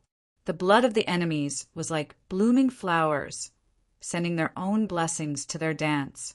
The supply escort team of more than 10 people did not last long before they all fell under the gorgeous attack. Looking at the boxes of spiritual ores, Tang Mu smiled because he needed the support of the spiritual ores to level up his flow of time. This was what he needed the most apart from experience points. In addition, Qiming, Yi Shui, Chanziu, Lu Chai, and countless other players were using their own methods to declare the arrival of the 4th disaster to the land of the 9 luminaries. Land of the 9 luminaries, Dark Heaven Pavilion. It was still a familiar scene, except that 2 of the seats had lost their owners. The rest of the 7 brothers were very quiet. Sun's death was a huge blow to them. Originally, they thought that with the strength of the Ghost Emperor Sun in the early stage and the military support they sent out, it would be more than enough to take down Beiki. However, the outcome was beyond their expectations. Even though they won, they paid a heavy price. They had endured for tens of thousands of years, but in just a few months, 2 of their brothers had passed away. Obviously, they could not accept this fact. I really want to know how 3rd brother died. With his strength, even if he met an enemy that he could not defeat, he should have no problem escaping. Xing Yao's gaze swept across the few brothers present as he asked with a gloomy face, "I've asked the deputy commander who led the team. No other forces appeared in the battle with Beiki this time. Moreover, if a strong enemy did appear, why did the soldiers come out unscathed? Only 3rd brother died." Flame's eyes flashed with anger as he spoke in a low voice. "Only Lai Shan. Only he has the strength to kill 3rd brother." Jin Yao gritted his teeth as he heard that. After listening to his brother's analysis, Xing Yao suddenly snorted coldly. "It can't be Lai Shan. Based on my understanding of Lai Shan, there's no way he would only kill the glorious sun if he really did it. With his personality, he would definitely kill every single one of the 9 luminaries' army. There must be other reasons." The deputy commander of this expedition mentioned that the entire mansion of the dead had been reduced to ruins in this battle. At that time, it was Third Brother who led a group of soldiers to launch a surprise attack on the mansion of the dead. Everything was supposed to be very successful. Along the way, the forces of Beiki chose to retreat because of the loss of the mansion of the dead. But that's where the problem lies. Why was the mansion of the dead, which was supposed to be taken down by Third Brother, suddenly destroyed? Since all the soldiers who went with Third Brother to the mansion of the dead are dead, we can't find out what happened in the mansion of the dead at that time. Shui Yao, who had been silent all this while, suddenly analyzed. Could it be that apart from Lai Shan, there's another powerful guardian hidden in Beiki? It can't be a guardian. You have to understand that even if a guardian of Beiki, like Lai Shan, attacked, it's impossible for him to destroy the entire mansion of the dead. There must be someone else. Xing Yao's words made the brothers fall into silence again. Yes, if it was a guardian who helped the forces of Beiki defend against foreign enemies, then why did he destroy the mansion of the dead? But if it was an existence who helped Beiki defend against foreign enemies, then why did he kill Sun? Sun's strength had already reached the Ghost Emperor realm. The enemy who could make him stay and kill him must be extremely powerful. The 9 Luminaries brothers felt that they had never offended such a terrifying existence. Even when Lai Shan was still around, they chose to befriend him instead of making him their enemy. They had climbed to the pinnacle of power in the underworld step by step, so they knew very well how to conduct themselves and avoid danger. All the problems seemed extremely contradictory. Just like the players, the 9 Luminaries brothers felt that something was wrong the more they thought about it, but they couldn't figure out what the problem was. Finally, His Excellency Xing Yao couldn't sit still anymore. He decided to investigate it himself, and at the same time he asked his brothers to prepare the military force to go to Beiki after he returned. At this stage, the constant harassment from the forces of Beiki had pushed them to the limit. Since the war had already begun, they might as well go all out. His Excellency Xing Yao was already prepared to lead the army to attack. After giving the order to prepare for war, His Excellency Xing Yao flew out of the Dark Heaven Pavilion and headed straight for Beiki. Sun's death was too strange. Before attacking Beiki, Xing Yao felt that it was better for him to figure out the situation, in case there was an unexpected situation that he couldn't handle. After flying for a few hours, Xing Yao's figure appeared in the sky above the mansion of the dead. Looking at the huge crater below him, Xing Yao's falling figure froze as he felt the aura of a precept. It was the power of the dark precept. Although it was very thin, Xing Yao still noticed it instantly. Moreover, the aura of the dark precept came from the crater below him. After staring at the crater in silence for a while, Xing Yao's figure flashed as he turned around and flew toward the land of the 9 Luminaries. At this moment, Xing Yao had a guess. Sun's death might have something to do with the deities of the underworld. The power of the dark precept was obviously not something that a Ghost Emperor realm like them could fully master. However, the place where Sun died had a thin aura left after the explosion of the dark precept. All of this made Xing Yao suspicious. However, Xing Yao was sure that Sun had never offended a deity-level powerhouse before. There was no doubt about that. After all, how could he still be alive and well if he had offended a deity? Hence, Xing Yao's guess was that Sun's death was related to a deity who happened to pass by the mansion of the dead. For some reason, Sun had angered this deity who had mastered the power of the dark precept. Hence, he took action and wiped out the entire mansion of the dead. This conclusion could also be verified by the fact that Yu Yao had successfully become His Excellency of Beiki. If Beiki really had such a powerful guardian in the dark, why didn't he take action when Yu Yao became His Excellency? With this conjecture, Xing Yao's mood became extremely complicated. The strong desire to avenge Ri Yao in his heart gradually faded away. Although Sun was his brother, there was no chance of winning against a deity, even if all the forces in the land of the 9 Luminaries joined forces. this was not revenge, but death. While he was thinking, Xing Yao flew faster and faster after returning to the Dark Heaven Pavilion. Xing Yao told his brothers about his speculation when they questioned him. His brothers' reaction was the same as Xing Yao's. They fell into silence because they clearly understood that it was too unrealistic to seek revenge from the deity of the underworld. They couldn't do it at all. Big brother, what about Beiki? Hua Yao couldn't help but ask. Maybe the deity was just passing by. He can't be the guardian of Beiki. Otherwise, Yu Yao wouldn't have become His Excellency so easily. So, we'll continue with our plan and attack Beiki. Upon hearing Xing Yao's words, the remaining 6 brothers nodded their heads vigorously. They only had one thought in mind now, and that was to attack Beiki and use the blood of all the living beings in Beiki to comfort their 2 deceased brothers. Although all of this had nothing to do with the forces of Beiki, Yu Yao and Sun had died for the sake of becoming His Excellency of Beiki. At this moment, Beiki had become an eyesore in the eyes of the 9 brothers. After that, the brothers left and began to deploy their troops, preparing to attack Beiki. The news of the land of the 9 luminaries preparing for war and preparing for another attack soon spread among the players. Faced with the possibility of another invasion, the players didn't respond this time. Now that the Mansion of the Dead had been lost, it didn't matter to the players whether the 9 luminaries' army came or not. What they had to do was to use their advantage to wear down the 9 luminaries' army and build up their advantage bit by bit until they were strong enough to swallow the 9 luminaries. Therefore, when the 9 luminaries' army arrived in Beiki again, they realized that no force in Beiki came to stop them. Taking advantage of the fact that the land of the 9 luminaries' defense was weak, the players launched a frenzied attack. Chapter 330.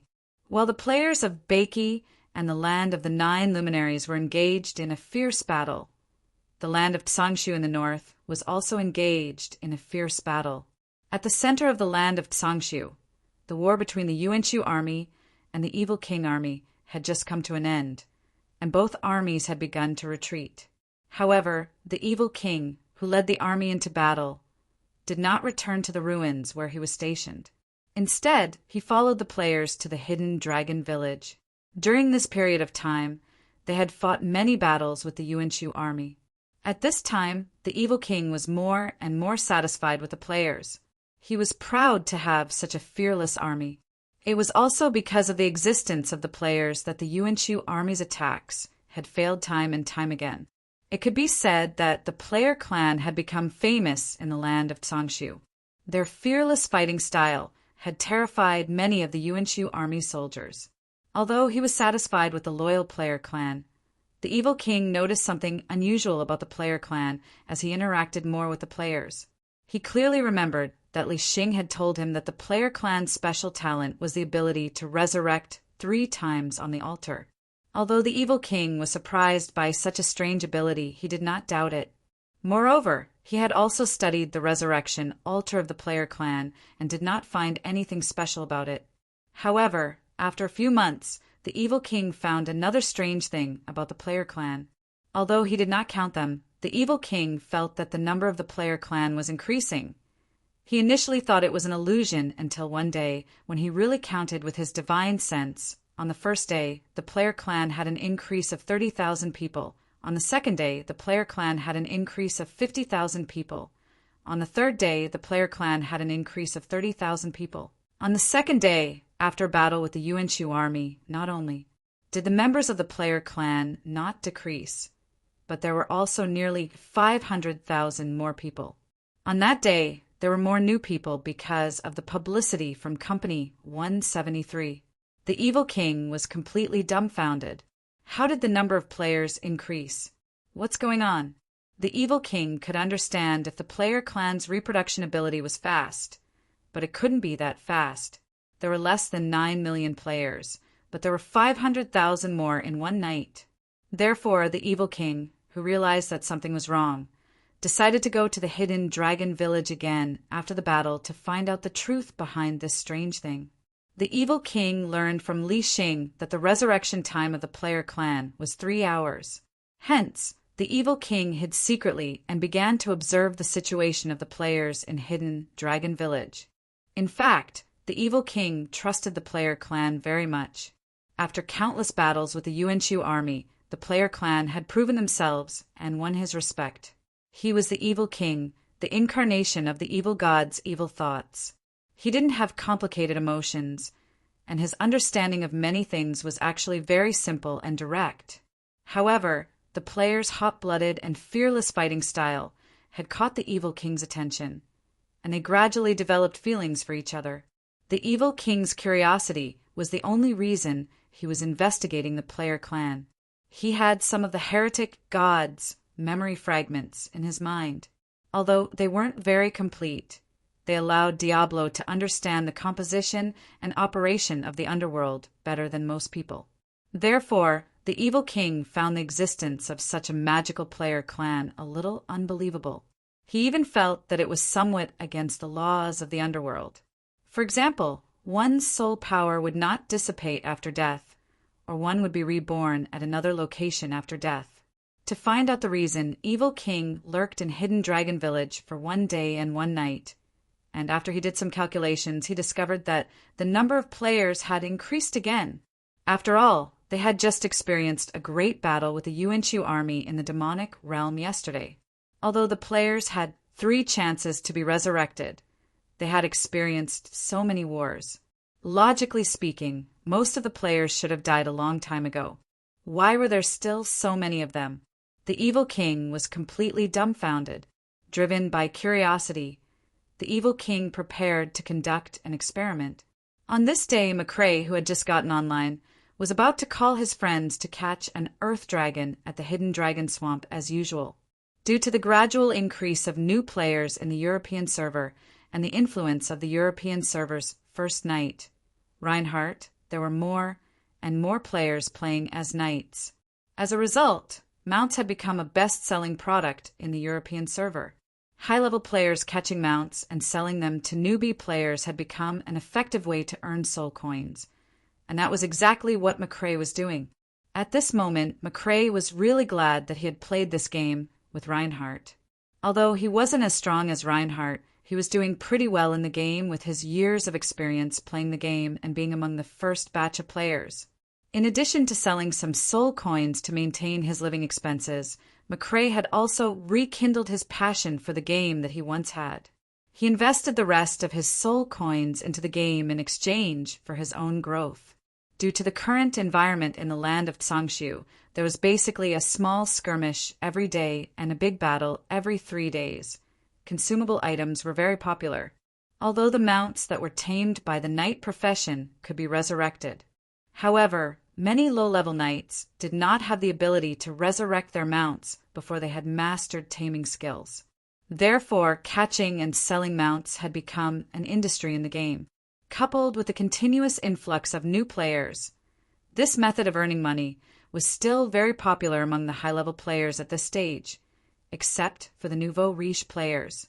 After making an appointment to meet his friends in the game at the Hidden Dragon Swamp, McCrae bought some replenishing potions in the shop and then walked out of the Hidden Dragon Village. However, as soon as McCrae walked out of the Hidden Dragon Village, he saw a gust of black wind blowing toward him and instantly swept him into the air. McCrae was shocked and struggled to get away. However, the raging black wind became more and more violent, and soon red words began to appear on top of his head. -293-383-476. Not long after, McCrae was killed by the black wind. Looking at the gradually dimming scene, McCrae was completely dumbfounded. He subconsciously looked at the kill notification. You have been killed by the Evil King. After seeing the cause of his death, McCrae was even more confused. He could not understand why the Evil King wanted to kill him. After all, the players and the Evil King were now on the same side. After pondering for a moment, McCrae came to a conclusion that the old Evil King might have accidentally hurt him while experimenting with some ability. At this time, McCrae felt that this was the only reason that could explain it. After all, he had never offended the Evil King. Although it was very depressing, McCrae could only accept it. After all, he was just an insignificant player. It was unrealistic to seek revenge from the evil king. 3 hours later, McCrae, who was online again, walked out of the Hidden Dragon Village and headed toward the Hidden Dragon Swamp. At this time, McCrae still believed that the previous death was an accident. If the evil king had massacred the village entrance, the forum would have been turned upside down. How could there be no movement at all? However, before McCrae could run far from the village entrance, a gust of black wind came again and swept him up into the sky. This frightened McCrae, and he could not help but start howling. "Evil King! Lord Evil King, stop!" You know it's me?" The evil king, who was hiding in the dark, looked surprised. His figure slowly appeared in front of McCrae. "Lord Evil King, I didn't offend you, did I?" Looking at the terrified McCrae, the evil king also felt a little headache. He did not know how he had given himself away. Such a hidden assassination could actually be exposed. However, the players were his subordinates after all. Since he had been discovered, it would be a little unreasonable to attack again. But at this time, the evil king's curiosity had not been satisfied. It was very uncomfortable. "Lord Evil King, did you make a mistake? Let me go." McCrae shouted with a wronged expression. "Oh yes, I made a mistake. I'll let you go now." The evil king nodded in realization and continued the excuse given by McCrae. He then waved his hand and the black wind dissipated. Then McCrae fell straight from the sky hundreds of meters high. McCrae was speechless. This time, the death made McCrae feel very aggrieved. He just shouted for him to let go, but he did not expect the evil king to let him go so straightforwardly. F***CK, that's hundreds of meters high. Don't you know how to handle it with care, bastard? Also, don't you know how to apologize when you've made a mistake? ********** omitted. After exiting the game, McCrae could not help but curse. Although the evil king killed him for the second time, McCrae still did not think that the evil king was deliberately targeting him because he had no enmity with the evil king, let alone any interaction. This was something that McCrae was certain of. Feeling insecure, McCrae began to check the official forum during the Resurrection cooldown period. After browsing through the official forum posts, McCrae found that the other players did not encounter such a situation. This made him even more certain that the evil king must have made a mistake. So, 3 hours later, he entered the game again. This time, McCrae shrank in the village for a long time, but in the end, he still bravely walked out of the Hidden Dragon Village. After all, staying in the village was not a solution. After walking for hundreds of meters, McCrae, who was still not swept away by the black wind, was finally relieved. However, at this moment, the black wind appeared again. Looking at the black wind, McCrae wailed, "Evil King, why are you targeting me?" "Because you first walked out of the village with your left foot." The evil king, who could no longer find an excuse to kill, could only answer this way.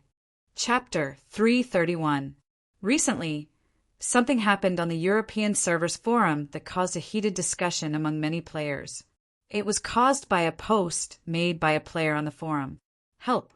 I was killed by the evil king 4 times, a total of 4 times. Have any of you experienced the same thing? I'm still the only one. I'm going to faint from crying. Opie, it's noon, McCrae." Attached is a screenshot of the kill. Content. After being killed by the evil king 4 times in a row, McCrae almost had a mental breakdown. He felt that he was rather well-behaved in the game and had never offended anyone. On the battlefield, he even killed his enemies fearlessly for soul coins. Why was he targeted by the evil king now? Unable to figure it out, McCrae could only seek help from the players on the forum. After all, the evil king was their boss now. With his abilities, there was no way he could deal with him. The players on the forum were shocked to see what happened to McCrae. They began to ask him what had happened and even questioned if he had done anything to offend the evil king. In the face of the players' doubts, McCrae repeatedly promised that he had never done anything out of line. He even specifically explained his daily schedule. McRae's assurance made many players start to believe what he said. However, the players had also come into contact with the Evil King. Although they did not know him well, they were aware of his personality. The player clan could be said to be the most important subordinate force to the Evil King. Therefore, the Evil King's killing of McRae was a little unusual to the players. For a moment, the players made all sorts of speculations. Some players even brought up the conspiracy theory of the Evil King. In short, the European Servers Forum was in an uproar. Naturally, this matter also attracted Li Xing's attention. At this time, Li Xing's friend list was jumping with many messages, basically asking him what was going on. As Li Xing was the player clan leader who was directly connected to the Evil King, he was the only one who could handle this matter. After thinking for a moment, Li Xing decided to go to the ruins to ask the Evil King. 3 hours later, Li Xing's figure appeared in the ruins.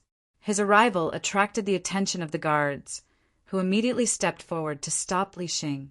However, after seeing Li Xing's appearance through the bonfire at the side, the guards consciously retreated and even bowed their heads respectfully to Li Xing. After several battles with Yuan Shu's army, the player clan had also won their respect. As Li Xing was the clan leader of the player clan and the most valued subordinate of the Evil King, they naturally did not dare to neglect him. After Li Xing nodded slightly, he walked past the 4 guards and headed to the center of the ruins where the Evil King was. It was unknown when the ruins in the central area had been built. Towering stone pillars surrounded a palace. Because these stone pillars had been weathered, it looked like the entire palace would collapse at any time. Li Xing stepped into the ruins of the palace, glanced around, and said, "I'm not sure if I'll be able to find you." "Boss Xiaowang, I'm coming." After saying that, Li Xing waited. A moment later, the surroundings were filled with a black, evil wind. The figure of the Evil King gradually condensed in the stone hall. From blurry to clear, he appeared in front of Li Xing. "Why are you looking for me, Li Xing?" Diablo looked at Li Xing and asked with a faint smile. Seeing the Evil King, Li Xing also felt a headache. However, it was better to clarify this matter, so he said, "Boss, what's going on lately? Did my clansmen offend you in any way?" Although that was what Li Xing said, the meaning behind his words was clear. He was asking why the Evil King wanted to kill McRae.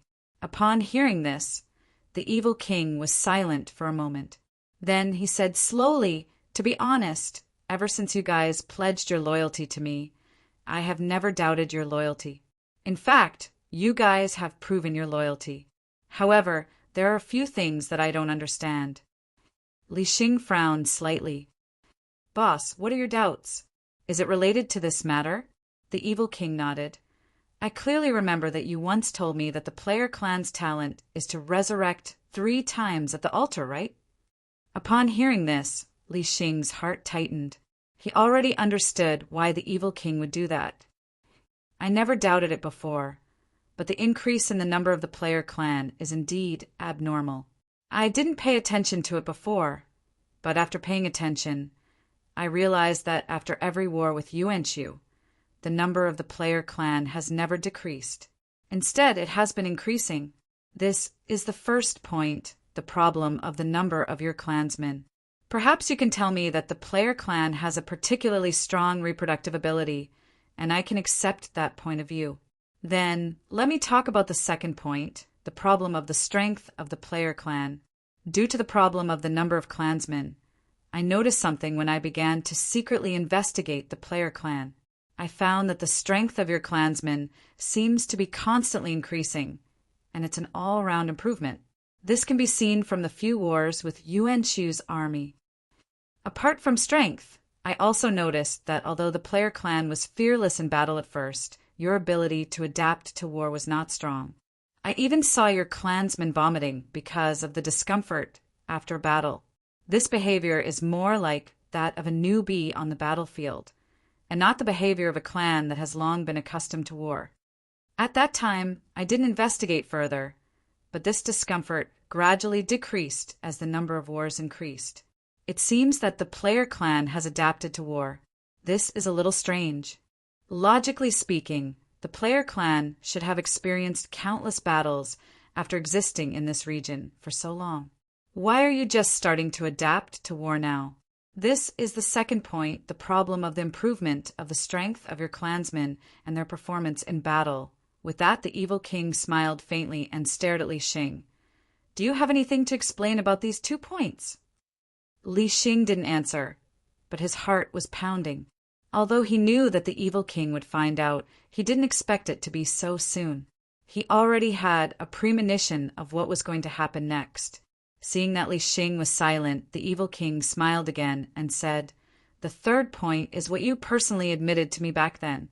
Every player clan has 3 chances to resurrect. There are too many suspicious points that made me doubt the authenticity of the so-called 3 resurrections. So, I found a player to conduct an experiment. This is also the answer you want. Why did I kill your clansmen?" At this time, Li Xing finally understood why the evil king attacked McCrae for no reason. Obviously, McCrae was unlucky enough to become the evil king's experimental target. At this time, the evil king continued, "Do you still remember the first battle between you and Yuanqi's army? At that time, your entire army was wiped out. Logically speaking, every member of the player clan should have lost 1 chance to resurrect. So, when I killed him for the second time and saw him resurrect, I was already suspicious. But I believed in you, and I trusted you very much. So, I continued this experiment and killed him 4 times. After finishing, the evil king looked at Li Xing and smiled. Li Xing, you've let me down. In order to nurture you, I once gave you many treasures left behind by the evil god and taught you many combat skills. Although you are my subordinates, I, the evil king, believe that I have never let you down. Yes, I, the evil king, am only a wisp of evil thoughts. I don't have a real body, and am different from you. But I am very happy to be with you because I realize that my emotions are getting richer and richer. So, I am very grateful to the player clan." The evil king paused. "Especially you, Li Xing. Compared to subordinates, I think calling us friends is more suitable for our relationship. But why did you lie to me? Can you give me an explanation? Do you know, when I came up with these conclusions, I didn't look for you, nor did I do anything drastic. I was waiting for the day when you truly acknowledge me as the evil king and tell me the truth. But now that you've come to me, I don't mind telling you the answer." Looking at the evil king, whose eyes were glowing fiercely, Li Xing had mixed feelings. Just as the evil king said, he had never let the player clan down, but they had always been using the evil king. This made Li Xing feel a little guilty. He still remembered clearly that the evil king once said to him in a casual conversation that he never cared about being an abyssal prefect, let alone the life and death of others. The reason why he wanted to defeat Yuanqiu and become the abyssal prefect was just to find something exciting to do. Just as the evil king said, he was just a wisp of evil thoughts. He didn't have any complicated emotions, so what he liked to do the most was to let himself be like those living creatures, to have emotional fluctuations. Fighting with Yuanqiu for the position of His Excellency was just something that the evil king did to pursue excitement. The evil king also said that he admired the player clan because the player clan's desperate battle with Yuanqiu's army in the demonic realm ignited his hot-blooded emotions that he had never felt before. The evil king also promised him that even if he, Li Xing, died one day, he would protect the player clan and continue to exist. The evil king even said that if he really won the position of His Excellency one day, he might let the descendants of the player clan inherit the position. Li Xing had always seen the evil king's sincerity towards the player clan, so he didn't know how to explain the evil king's words. He didn't even know how to face the evil king. The evil king just looked at the silent Li Xing, waiting for his reply. Li Xing stood there with a complicated expression and didn't speak for a long time. "Go back. It's not too late to tell me when you've thought it through. I've said it before. I, the evil king, have always believed in you." Hearing this, Li Xing's body trembled, and he looked at the evil king in disbelief. "The next time you come up with a better reason. At least it can fool me. The evil king said again. You forgiven me? Li Xing stuttered. I've said that I've always believed in you, and you've always called me boss. The evil king acknowledged that. Although you lied to me, your player clan has never betrayed me, so there's nothing to forgive or not. Although the evil king had lived for millions of years, his emotions weren't even as rich as an ordinary person's. However, after interacting with the player clan, the evil king realized that his emotions were getting richer. Therefore, in his eyes, the player clan was a completely different existence from the other subordinate forces. Although the evil king's eyes revealed a murderous glint when he said this, Li Xing could still see a trace of disappointment and unwillingness in his eyes. At this moment, the evil king was like a child who had just made a good friend. After gradually interacting with his good friend, he realized that he was the only one who was sincere, while his so-called good friend had been hiding things from him. Although the truth made him angry and sad, he still didn't want to lose his friend and the player clan, Li Xing boss. Looking at the evil king, Li Xing's expression was complicated. He wanted to say something, but he held back. Whether to tell the evil king the secret of the player clan wasn't something he could decide alone. Although he was the leader of the player clan, he couldn't represent the players. If you haven't decided, go back first. Think about how to make up this flawless story, the evil king said impatiently. However, Li Xing realized that the evil king's eyes were filled with anticipation when he spoke, but it turned into disappointment in the end. Boss, I'll tell you when the time is right. You said that you've never let down our player clan, and I, Li Xing, promise you that I'll always treat you as my boss, and I'll never let you down. After saying this, Li Xing turned around and left. Looking at Li Xing's back, the murderous glint in the evil king's eyes faded, and there was only gratification in his eyes. In fact, he didn't want to hear any explanation, nor did he want to hear any lies. Although Li Xing didn't say anything, the evil king was still very gratified. At least Li Xing didn't lie to him. Especially when Li Xing said the last sentence before he left, the evil king could feel the sincerity in Li Xing's emotional fluctuations. To the evil king, these words and the sincerity were the best guarantee. Although his curiosity hadn't been satisfied, the races that could survive in the underworld would more or less have their own secrets.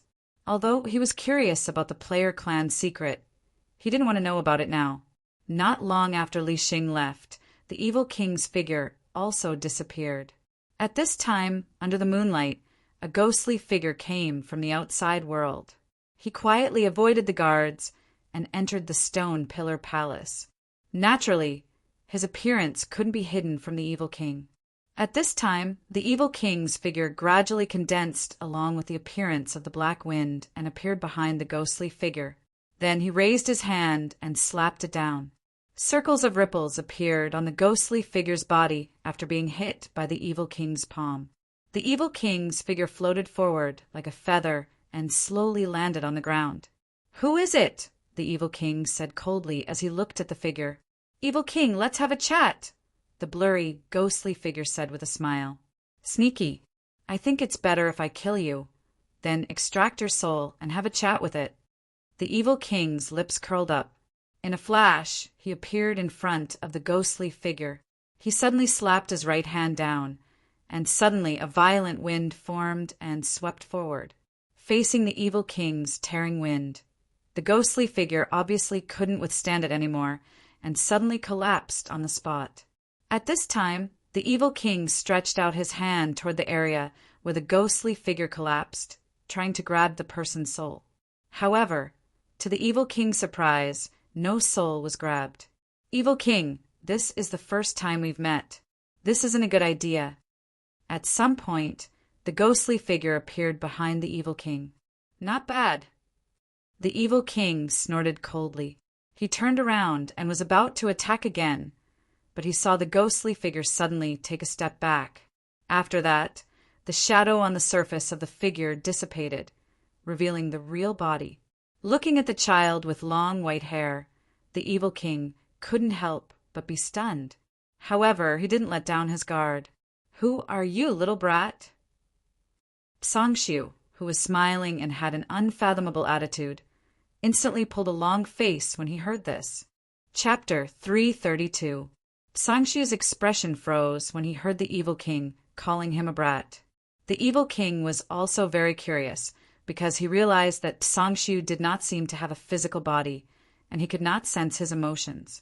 As the embodiment of evil thoughts, the evil king was extremely sensitive to such things. This was the first time he encountered such a situation. "Tell me why you're here, brat," the evil king asked again. The evil king would have killed Sangshu a long time ago, if not for the fact that he could not see through Sangshu's strength. However, he was curious as to why Sangshu was looking for him. Although he was unhappy that the evil king called him a brat, Sangshu did not want to argue with the evil king. Moreover, his age could not be compared to the evil king who had lived for millions of years. "Evil king, didn't you want to know the secret of the player clan? I can tell you." The evil king's eyes were filled with murderous intent when he heard that. Although he was curious about the secret of the player clan was his subordinate after all. Sangshu's words had crossed the line. "I don't want to know, and I don't want you to know." The evil king's illusory body turned into a stone statue as he spoke. He quickly grew taller and put his palms together in front of his chest. The demonic true seal appeared on the evil king's forehead. Illusory tentacles appeared around the stone pillar palace and smashed down at Sangshu at the same time. Boom! The entire stone pillar palace was torn apart by the raging illusory tentacles. The palace began to collapse, and Sangshu's figure was once again scattered on the spot. The evil king did not stop this time. He levitated into the air, and the demonic true seal on his forehead shone with a purple light.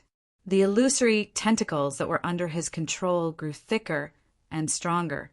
"Destroy!"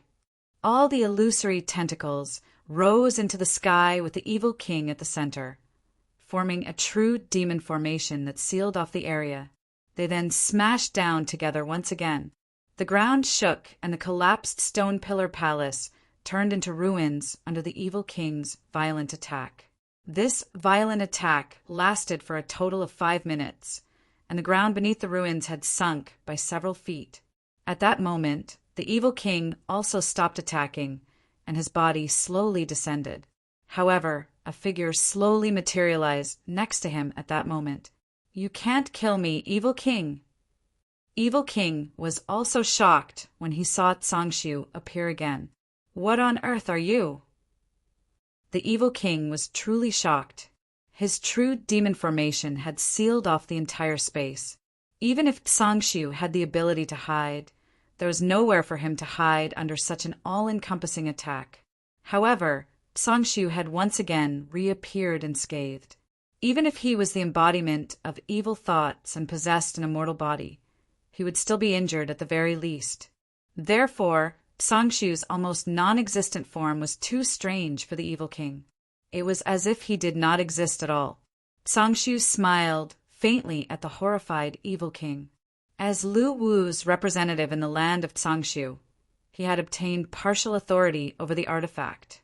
He was not in his true form at the moment, but an incarnation formed by the Yin energy that filled the underworld. Although he did not have any combat abilities, he could recover instantly if he was destroyed. "Evil king, I have no ill intentions, nor will I harm the player clan. I'm here to discuss a condition with you." Facing the seemingly unkillable Sangshu, the evil king stared at him viciously. After a moment, he said, "Tell me, what is it?" "Oh yeah, I don't like to negotiate with people. I don't think I'll accept your condition. I can tell you the secret of the player clan, and I can even help you rebuild a complete body. However, the condition is that you must swear loyalty to me." Knowing the evil king's personality, Sangshu did not beat around the bush and stated his conditions straightforwardly. "You want me to swear loyalty to you? Don't tell me you can help me rebuild my body?" The evil king, who was about to mock Sangshu, was shocked when he heard the last sentence. The last sentence was too tempting for the evil king. The evil king's true form was only the evil thoughts of the evil god. After living for millions of years, His biggest obsession was the incompleteness of his body. Therefore, living like the creatures of the underworld was his biggest pursuit. With your evil thoughts as the soul and my abilities, I can forge a body that can perfectly fuse with you, Sangshu said with a smile. Who are you? I don't believe that you can help me build a perfect body for my evil thoughts. This can only be done by the law of the underworld, and it must be done by a deity who has mastered the law of reversal of life and death. Your strength is definitely not at the level of a deity. Although Sangshu's words were very tempting, the evil king did not believe him at all. My name has too many implications. If you don't agree to my condition, it's better if you don't know my name. Otherwise, you'll be sealed again, even if you don't die. Uft, the evil king said disdainfully. I, the evil king, am immortal. Why would I be afraid? Tell me. Sangshu shook his head helplessly. Your so-called immortality doesn't exist in the eyes of the divine state experts. They can still kill you easily. So I'm sorry, but it's for your own good and mine. If we're not on the same side, I'm sorry that I can't tell you. The evil king frowned at Sangshu's words. Then forget it. Even if you're a divine state expert, you're not worthy of my loyalty. The evil king's stubbornness made Sangshu feel helpless. He knew that the evil king still did not trust him, so he asked Lu Wu for permission to use the artifact. After getting Lu Wu's approval, the soul coins in the artifact started burning intensely. A human-like body slowly appeared in front of Sangshu. Under Diablo's astonished gaze, the fleshly body gradually solidified amidst the burning. What was even more inconceivable was that the energy ripples emitted from the fleshly body actually resonated with his evil thoughts. Sangshu suddenly stopped when he was about to burn 2 million soul coins. Although the body was not completely built, Sangshu suddenly felt reluctant. After all, his little Ku had not been resurrected yet, so it was really painful to burn it like this. If it wasn't for the evil king's great value and the fact that he could earn more after being subdued, the extremely stingy Sangshu would never do this. How did you do it? At this moment, the evil king was shocked by Sangshu's mysterious means. This was because he did not sense any energy waves around him, nor did he sense any traces of the rules. However, the body in front of him was born out of thin air, and it quickly solidified without any input of energy. All of this violated the rules of the underworld. The law of conservation of energy was also applicable in the underworld. To the evil king, this body that was created out of thin air and solidified without any external force was too unbelievable. What do you think, evil king? Do you want to pledge your loyalty to me? As long as you agree, this body is yours. I'll help you perfect it so that you'll become a real living being, not just a strand of evil thoughts. Looking at the body that was built with soul power, the evil king fell into a dilemma. This was his biggest pursuit for millions of years, but he did not want to become someone else's subordinate. Hence, the idea of robbing the body came into his mind. Just when the evil king was about to make his move, he saw Sangshu wave his hand, and the flawless body disappeared into thin air. Evil king, I know what you're thinking. I must have investigated you before I came to you. Sangshu was still as confident as ever. I want to know why you want me to submit to you. Also, how did you know about the player clan's secret? The evil king asked unwillingly when his thoughts were seen through. Don't worry, I'm not your enemy, nor am I the player clan's enemy. As for how I know about the player clan secret, I can't tell you, because we're not on the same side yet. You can't tell me this, and you can't tell me that. Then, tell me what you think you can tell me. The evil king almost cursed out loud. At this moment, the rest of the forces that were stationed here and loyal to the evil king heard the commotion and thought that there was an enemy invasion. They quickly gathered around. Lord Evil King, a ghost king walked out from the crowd. He glanced at the ruined stone pillar palace, then looked at Sangshu cautiously. Get lost, all of you. The evil king turned around and shouted angrily. The Ghost King's expression froze when he heard the Evil King's shout. He then quickly retreated with his subordinates. After ordering his subordinates to retreat, the Evil King turned around and glared at Sangshu fiercely. Change your conditions. I'll agree to any other condition. Jewel? A cultivation method that's close to God? I have all of them. Sangshu shook his head calmly. I told you, I only want you to submit to me. If you agree, you'll get the body that you've been dreaming of. You'll also know about the player clan secret and even integrate into the player clan. What? Integrate into the player clan? The Evil King suddenly felt that something was amiss. That's right. I think you've discovered the secret of the player clan's immortality. That's what it means to be immortal, and you can become one too. What's your relationship with the player clan? I can say that we're close, but they've never known about my existence, Sangshu answered honestly. Chess player. The Evil King was stunned. Sangshu was also confused when he heard the word chess player. What chess player?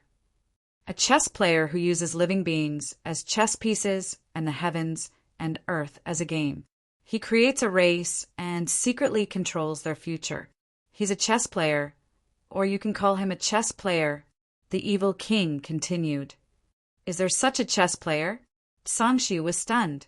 He realized that the Evil King seemed to have misunderstood something. Yes, the evil god used to be a chess player, but he lost a game against a certain deity. The Evil King answered immediately. Sangshu waved his hand helplessly. I'm really not a chess player. To tell you the truth, I'm not the one you should be loyal to, but the one behind me. However, his existence is much more powerful than a chess player. Anyway, it's up to you whether you're willing or not. However, I can assure you that you'll no longer be a strand of evil thoughts after you've perfectly integrated with this body. The realm that you've been stuck in for millions of years will no longer be your shackles. In other words, you can still cultivate and even become a deity. How? How is this possible? Unless the one behind you is the great emperor? However, what Evil King could not understand was that if it was really the great emperor, why would he take a liking to him? After all, he was just a strand of evil thoughts. Even an ancient god like the evil god was just an ant in the eyes of the great emperor because the great emperor was the ruler of the underworld. The Evil King would not have cared if Sangshu had said this before. However, after witnessing Sangshu's methods, he really believed it now. The temptation was so great that the Evil King could not resist. Chapter 333. What do you think? Do you want me to give you some time to think about it? Sangshu asked as he stared at the Evil King who was struggling with his thoughts. Sangshu understood how tempting this condition was to the Evil King. Although the Evil King had an undying and indestructible body, his main body was still just a wisp of evil thought that had been separated from the evil god's body. His emotions were thin, and he did not have a true physical body. He did not even feel pain. In the end, he was still incomplete. Even the Evil King had once doubted the meaning of his existence. However, now that Sangshu told him that he could become a living being, the Evil King's firm heart began to waver. After a moment of silence, the Evil King could not help but ask, Can you tell me why you're looking for me? Although you're just a strand of evil thoughts, you're much more reliable than those old cunning fellows in some aspects. I have high hopes for you. Speak the truth. Evil King could not help but roll his eyes. Because I need a spokesperson who can walk on my behalf. That way, I can better hide behind the scenes. Haha, I get it now. You want to be a chess player behind the scenes, and I will be the one who plays the pieces. Sangshu was a little helpless. I'm not a chess player, and neither is the person behind me. But if that's how you want to interpret it, then so be it. All right, I agree. I'll join your game, Evil King said solemnly. In fact, when Sangshu raised his hand to create the perfect body that matched his evil thoughts, the Evil King already had the thought of submitting to him. Later on, when he learned that the players might be the chess pieces in the hands of the chess player, Evil King's desire to submit grew stronger. The world was the game, and all living beings were the pawns. In the game between the ancient gods, even the pawns had a chance to transcend. Most importantly, the evil king did not want to leave the player clan. After all, instead of wandering the underworld emotionlessly, he might as well join the game with the player clan, where he could not see the future. Songshu realized that the evil king seemed to have misunderstood something, but he was too lazy to explain. He would not say anything before the evil king became one of his own. Otherwise, he would definitely be beaten up. The cat's scratches were so painful. Evil king, say a soul oath with me. Once you say it, you'll be one of us. Soul oath? I don't have a soul. Evil king was stunned. There's no need for that. Just repeat after me, Songshu said impatiently. Therefore, the evil king followed Songshu's chant, and the divine weapons started to carve the evil king's evil thoughts bit by bit. Songshu smiled as he finished reciting the soul vow. Welcome aboard, evil king.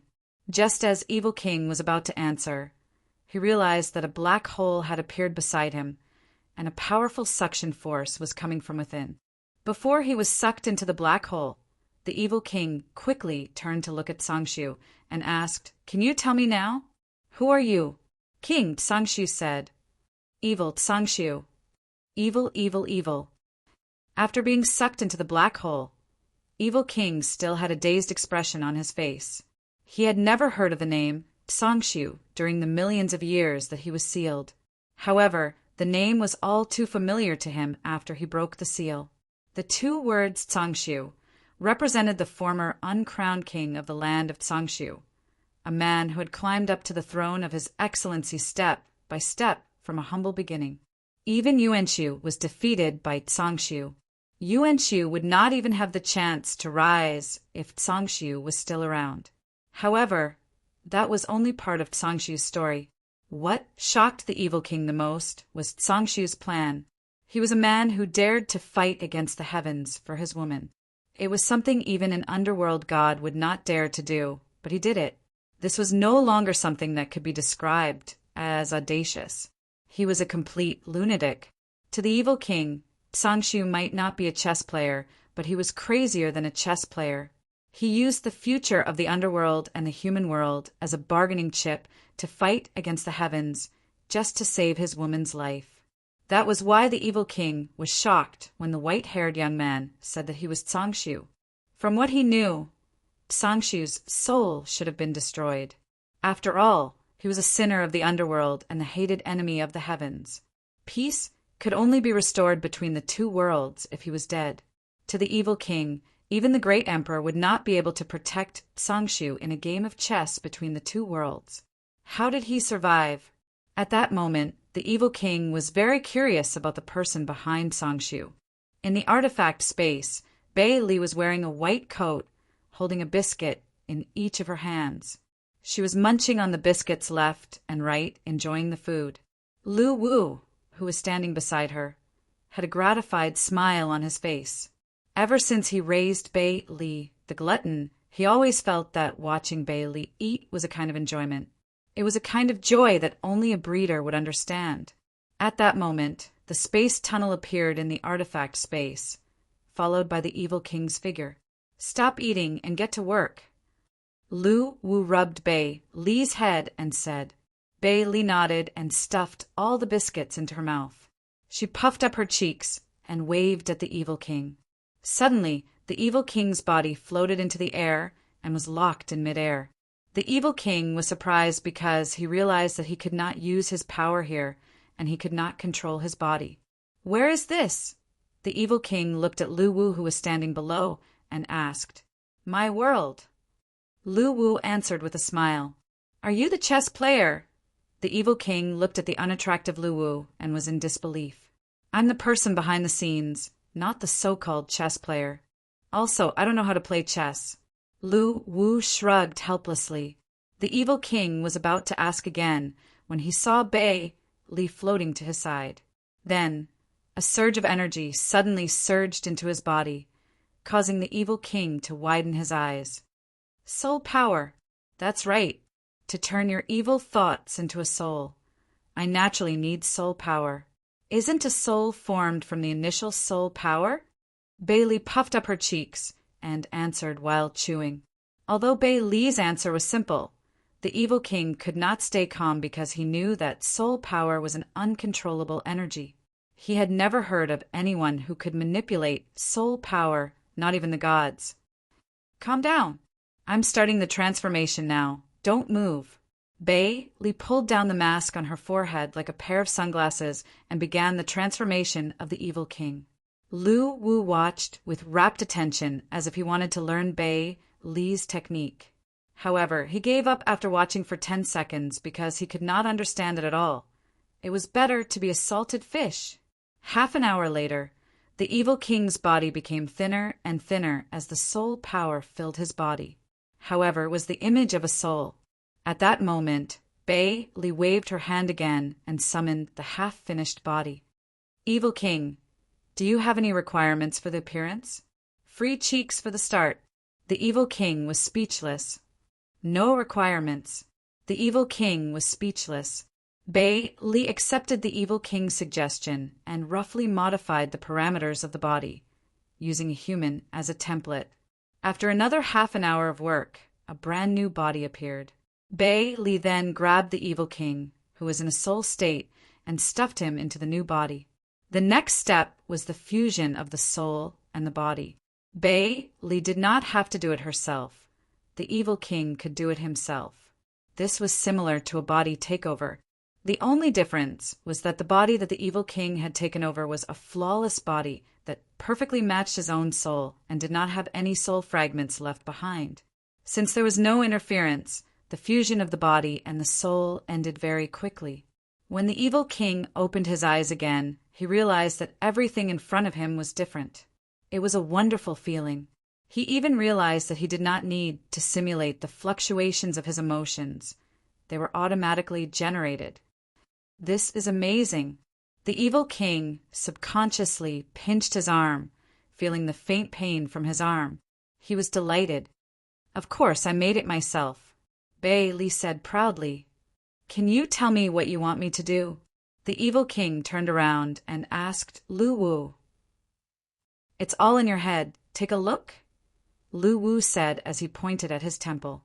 The evil king closed his eyes and immersed his thoughts into his mind. Suddenly, countless information about the players and artifacts appeared in his mind. After more than 10 minutes, the evil king slowly opened his eyes after he had digested the information. What do you think? Do you still think that I'm a chess player? Lu Wu smiled faintly. The evil king shook his head. You're at a higher level than a chess player. I have some of the evil gods' memory fragments in my mind. I think that even the great emperor might not be able to master the abilities that you have now. After digesting the information in his mind, the evil king finally realized that his speculation was wrong. The two people in front of him were not chess players, but existences that were more terrifying than chess players. He also understood why Zhangxi was able to survive the game between the two realms.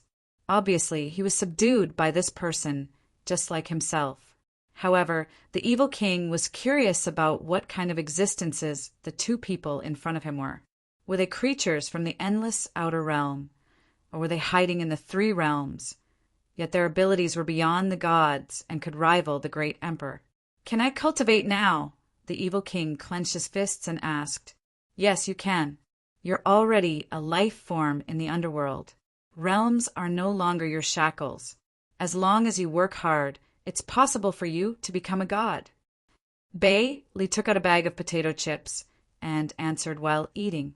The evil king was filled with excitement when he heard Bailey's explanation. Since the moment he was born, his realm of strength had never changed.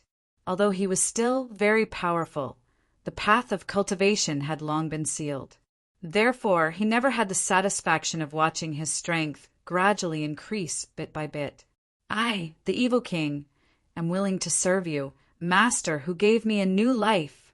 At this moment, the evil king was completely convinced. Lu Wu nodded in satisfaction. Go back. You're still the leader of the players.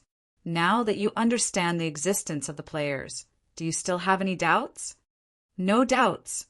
I'll lead the player clan to glory." The evil king promised Lu Wu as he knelt on one knee. Lu Wu nodded and waved his hand. A space tunnel formed and sucked the evil king into it. A moment later, the evil king's figure appeared on the ruins of the stone pillar palace. "How is it, evil king? Did you see the kitten behind the scenes?" Sangshu asked curiously as he looked at the evil king's new form. "Kitten?" The evil king was dumbfounded. "How is it? How does it feel to have a new body?" Sangshu continued to ask. "Not bad." A hint of excitement flashed in the evil king's eyes as he answered honestly. Let's calculate how many soul coins you owe me," Sangshu said as he took out his calculator and tapped on it for a while before he said, "All right, let's calculate how many soul coins you owe me." A total of 5,782,421 soul coins. At this moment, the evil king finally understood what soul coins were. Although they were a type of currency, they were in fact the materialized form of soul power. Apart from being useful for cultivation, they had countless other uses. "When did I owe you soul coins?" the evil king asked as he looked at Sangshu with a vigilant expression. "I spent my money to forge your body, and it was from the treasury that I used to resurrect Coco." Sangshu was instantly displeased. "I don't know. I'm not returning it," the evil king said confidently. Looking at the evil king, who was so confident, Sangshu decided to be a privileged dog for once.